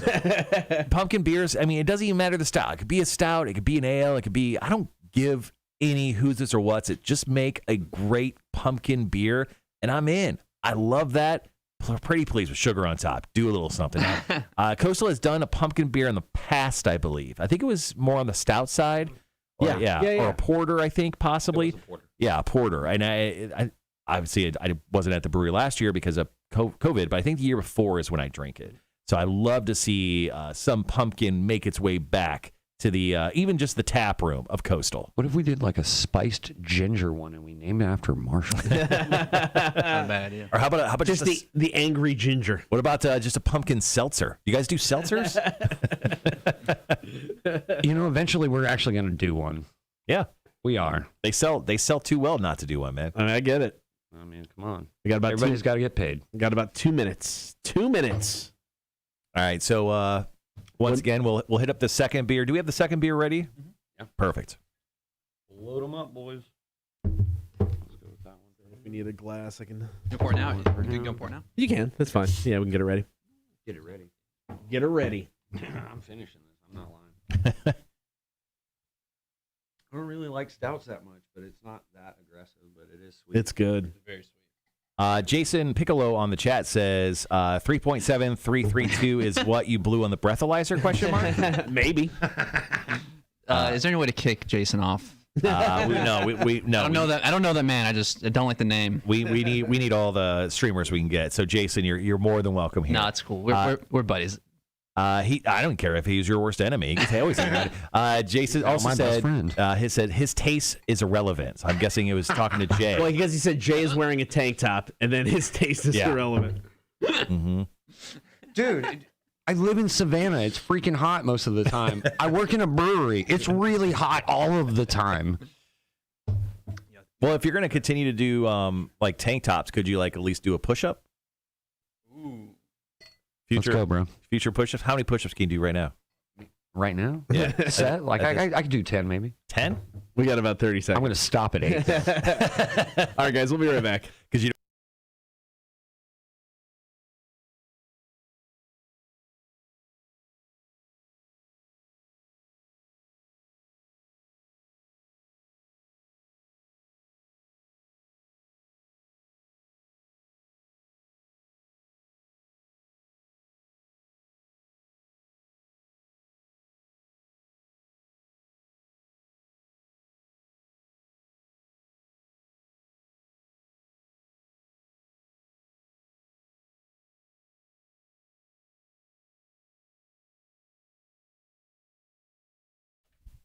Good morning. Thank you for hanging out. It's Cotter and Marshall Show. Beer for breakfast brought to you by Coach's Corner in Thunderbolt tomorrow night in the Sound Garden.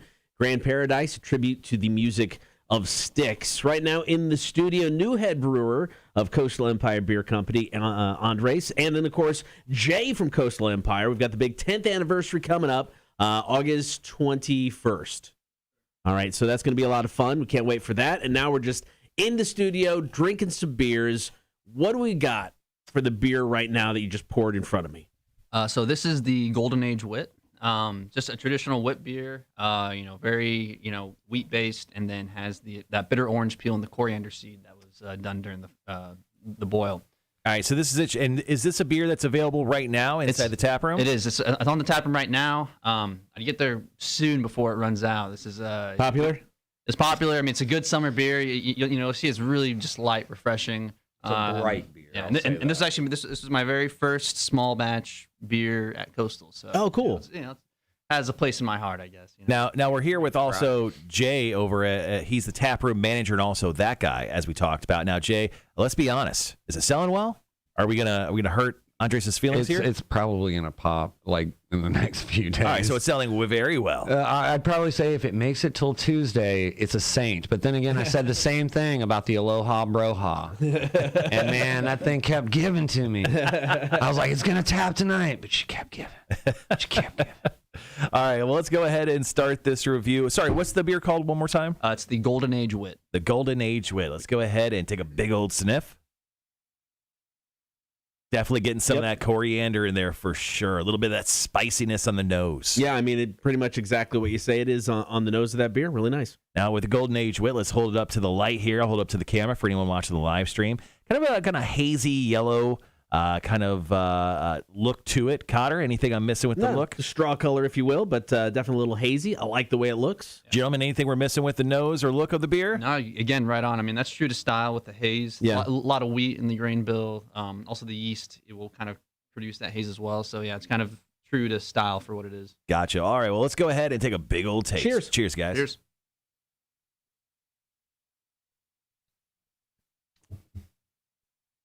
It's very clean, very bright. Yeah, it is. Very yellow. No, it's got a great sweetness to it. You get some of the spice from the coriander as well. The Golden Age Wit. This is a summer beer through and through. This is something that you want to go to the tap room. Now, if you don't know about the tap room at Coastal Empire, AC is not their friend in there. Unless something's changed. I haven't been there in a while, but AC is generally not the tap room's friend. It may be hot in there sometimes, but also the beer cools you down. Yeah. True. And the more you drink, the less you care. It's also, we offer 50% off of lift rides, so if you need to.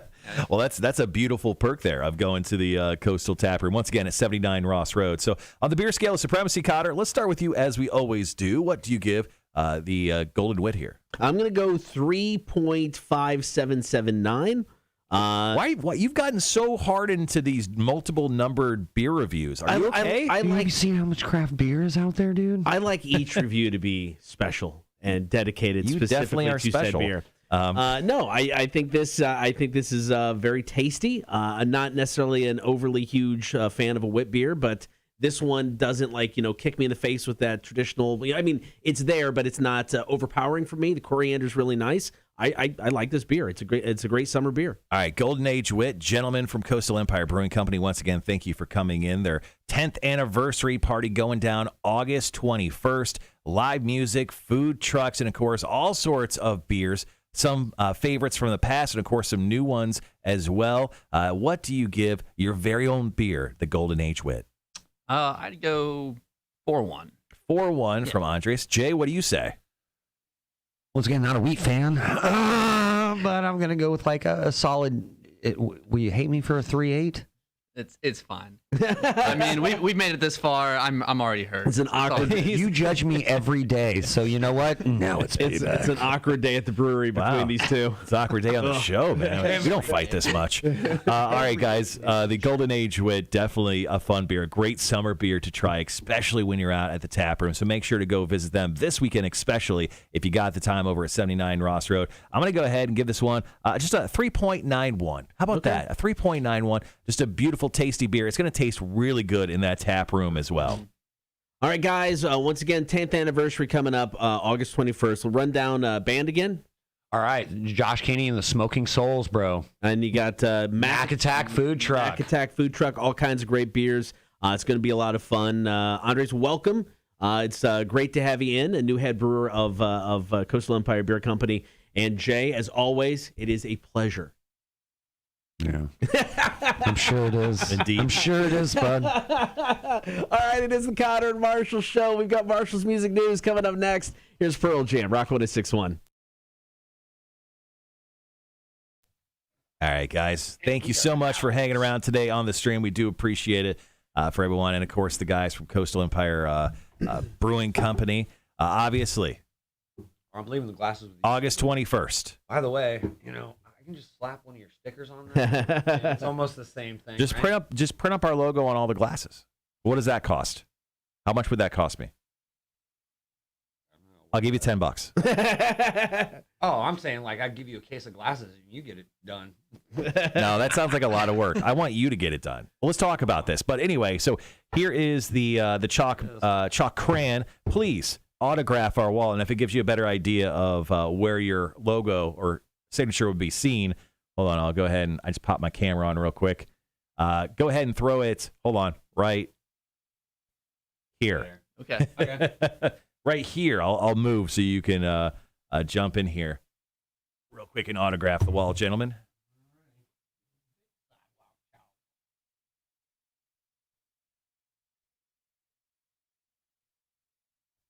Is Stacy or somebody here? Okay.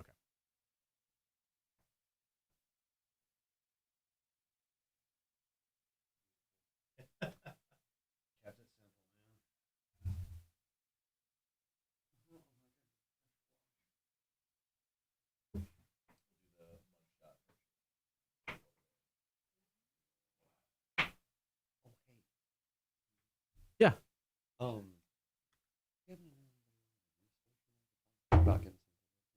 News station? Yeah. I put you in contact with Chris Hummer. Yeah, he'd be the way to go. Yeah.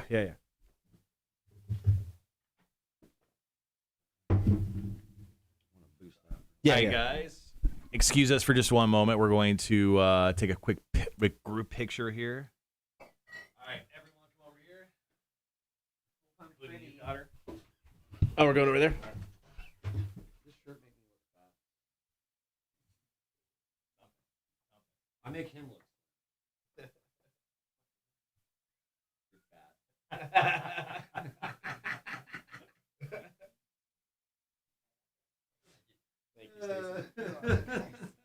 I mean, I'm fat according to you. I mean, you got me and Andres in here. Yeah. Okay. I know, and that's obviously I'm worried about your beer. Okay. I'm worried about your quality of beer for being that skinny. I'm sorry that I have a really wonderful metabolism. How old are you? I'm 37. Yeah, it'll stop. I mean, I'm working like 90. Man, dude. I'm working like 95-degree heat. Wait till the winter, you'll see me just plump up. Yeah, just balloon up. He'll put on 2 pounds. 2 2 pounds. Exactly 2 pounds. 2 pounds. See you later, Gibby. All right, gentlemen. Hello, Greg. Thanks for hanging around once again today. Yeah, man. Although you just call me fat, motherfuckers. Dude, I didn't say I didn't like it thick. I'm big boned. I could back that ass up. You bring that portly little ass right on over here. Hey, we don't use words like that here. What? Yeah. You know what? Let's bring back portly. I thought that was a really nice way. That's like saying a woman was like, Nope. Don't go down this handsome. road, Jay. You're not going to win. We're about to cancel you, bro. Ooh, yeah, I better. What happens? We get one beer and a J. Suddenly, just one. See you later, Wanda. All right, guys. We got 2 breaks left. Going to jump into some Marshall's music news. First story we'll talk about is the U.S. Air Guitar Championships. That is happening tonight on the Ocho, ESPN2. That's the Ocho. Oh, they claim it as the Ocho when they need to. Excuse me. So just once again, another programming note for next week. We are on the air Monday, Tuesday, and Wednesday. We're also obviously on the live stream. Just a quick heads up, we will not be on the air Thursday or Friday next week. Cotter is taking his little baby girl to college, so we'll be off the air. He's going to Arkansas. All right, got about 45 seconds. Over under on how many times you cry next week. I'm going to say the whole run the gamut too. Give me Monday through Sunday of next week, 7 days. How many times do you cry? Oh, no. If there's any tears, it won't be until Friday night, Saturday morning. Okay. Because Friday night, we're going to leave Saturday morning, so there's a chance we may not see Ella Saturday morning. So Friday night could be the last we see her before we leave. So if my wife loses it, I'm out. I'm done. I'll lose it. And then Saturday morning, I know my wife is losing it on the way back. Right. So I will definitely lose it. So over under, I don't know. We'll say 3.5. Craig's saying 100. 3.5. All right, guys, be right back.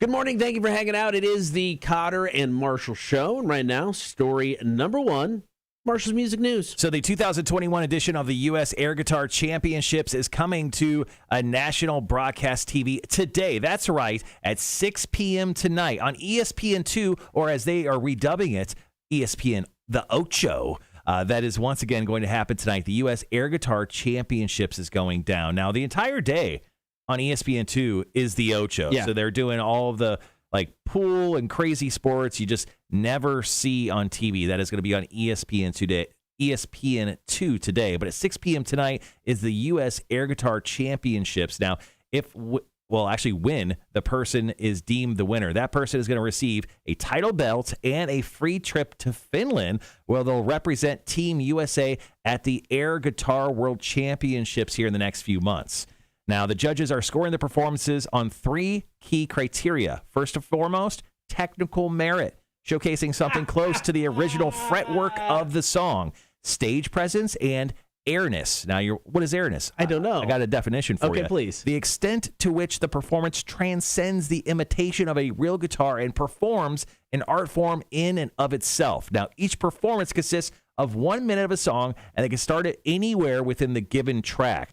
Now, the instrument must be invisible, obviously, because it's an air guitar, and must be a guitar. You can't air drum in the middle of playing the guitar during the Air Guitar Championships. Now, that is once again tonight on the Ocho, a.k.a. ESPN2, 6 p.m. live on sports television. I can't wait for this. And just a quick heads up, they are not allowed any roadies. They must leave the stage prior, and backup bands, air or reel, are not allowed. Okay, so I was all in on this air guitar stuff.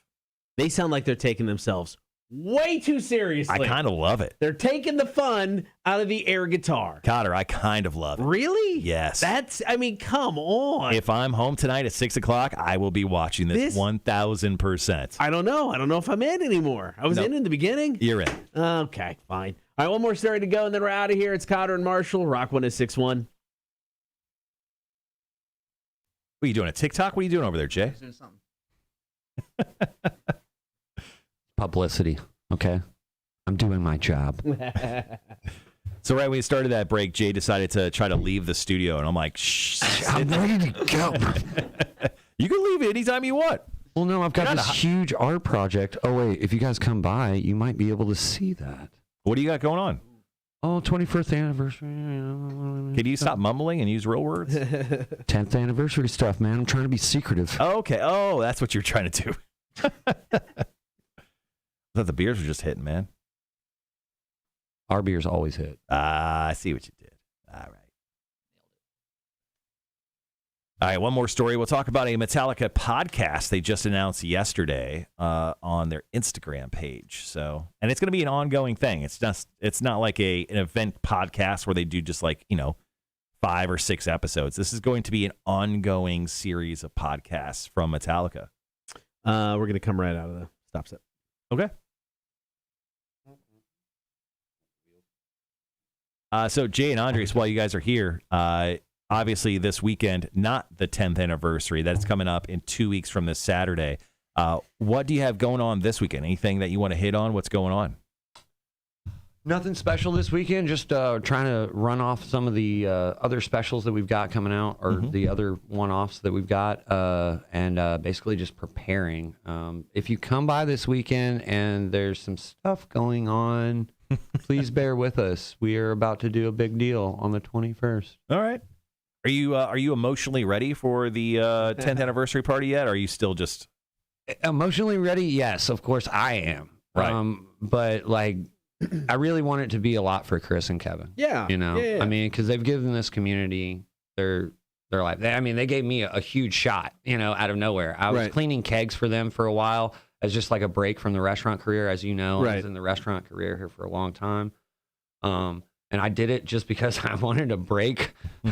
And so I would clean kegs on my off hours. Right. But I met them and they had such great passion and amazing beer. Amazing beer. I mean, Chris would come up with these. I mean, Cotter, come on, man. That Dole Whip milkshake IPA. The Dole Whip milkshake is one. I think one of blew my my idea. I hate IPAs, but he made me have that Dole Whip. Oh, it's still one of my favorites. So good. Yeah. And I'm not saying it's not going to happen.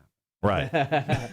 Well, I mean, that's what, I mean, like Marsh brought it up in the very beginning when it comes to Coastal. It's like, that's the one thing I always loved about Coastal. And, it's like, not that there isn't a style there, but it's like, you're just willing to try anything. It's like, if it's a good beer, it's a good beer. We're going to make it.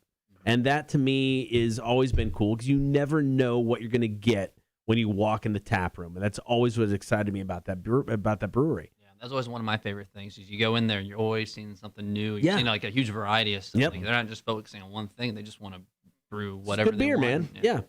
I mean, that's the best part. I mean, that's what caught me as a chef. I mean, I'd worked with Coastal a couple different times at different restaurants, and they were always willing to make us like this one beer. Yeah. And of course, me, I have like a crazy brain for different things. So I'm just like, all right, well, I've never done this, and like, what do you think of this, that, and the other?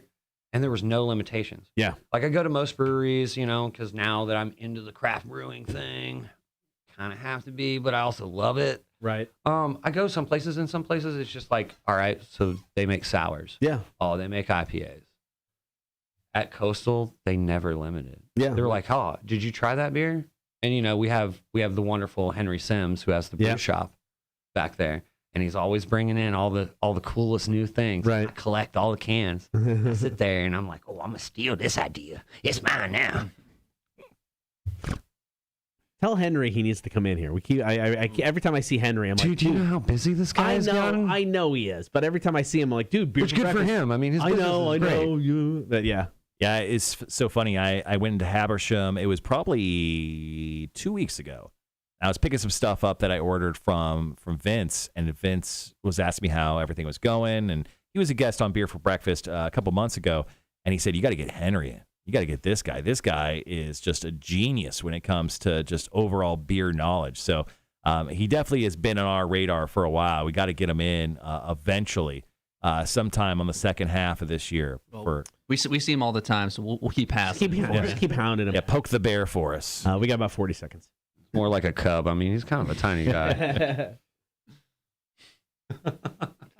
He's gonna love that. All right, 30 seconds.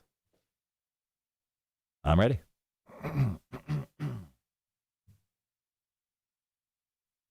Craig said, how about an October CEW show, yo?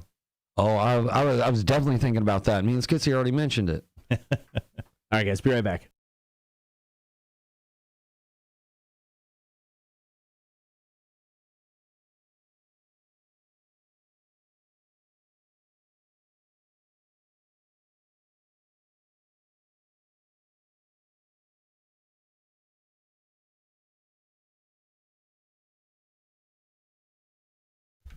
All right, before we're out of here, one more time, Marshall's Music News. Metallica has many things, from T-shirts to belts to their official whiskey, but now they have their very own podcast, aptly titled The Metallica Podcast, and it's going to be coming out very, very soon. Now, they're doing a lot of stuff for their 30th anniversary regarding the Black Album, and they are going to kick off this Metallica podcast with 8 episodes as a behind-the-scenes look at how it came about. Now, James Hetfield said, the insanity that we do just to keep our own sanity, people identify with it, and the fact that they know they're not alone, and we know that we're not alone. It's what all makes it all happen for us, and that's why we wanted to get behind and do something special with this Metallica podcast. Now, this isn't just going to be a one-off thing. Now, they are doing 8 specific episodes to help kick this off in regards to the Black Album, but they're going to continue on doing a Metallica podcast. So you could find the Metallica podcast currently and subscribe to it, although no episodes are yet available right now in all the major podcast kind of places where you find that. Now, there is no exact release date on the first episode, but I can imagine it's going to be before September 10th, because that's when they're going to be releasing the remastered and expanded editions of the Black Album. Now, they're going to be doing the remastered edition of the Black Album.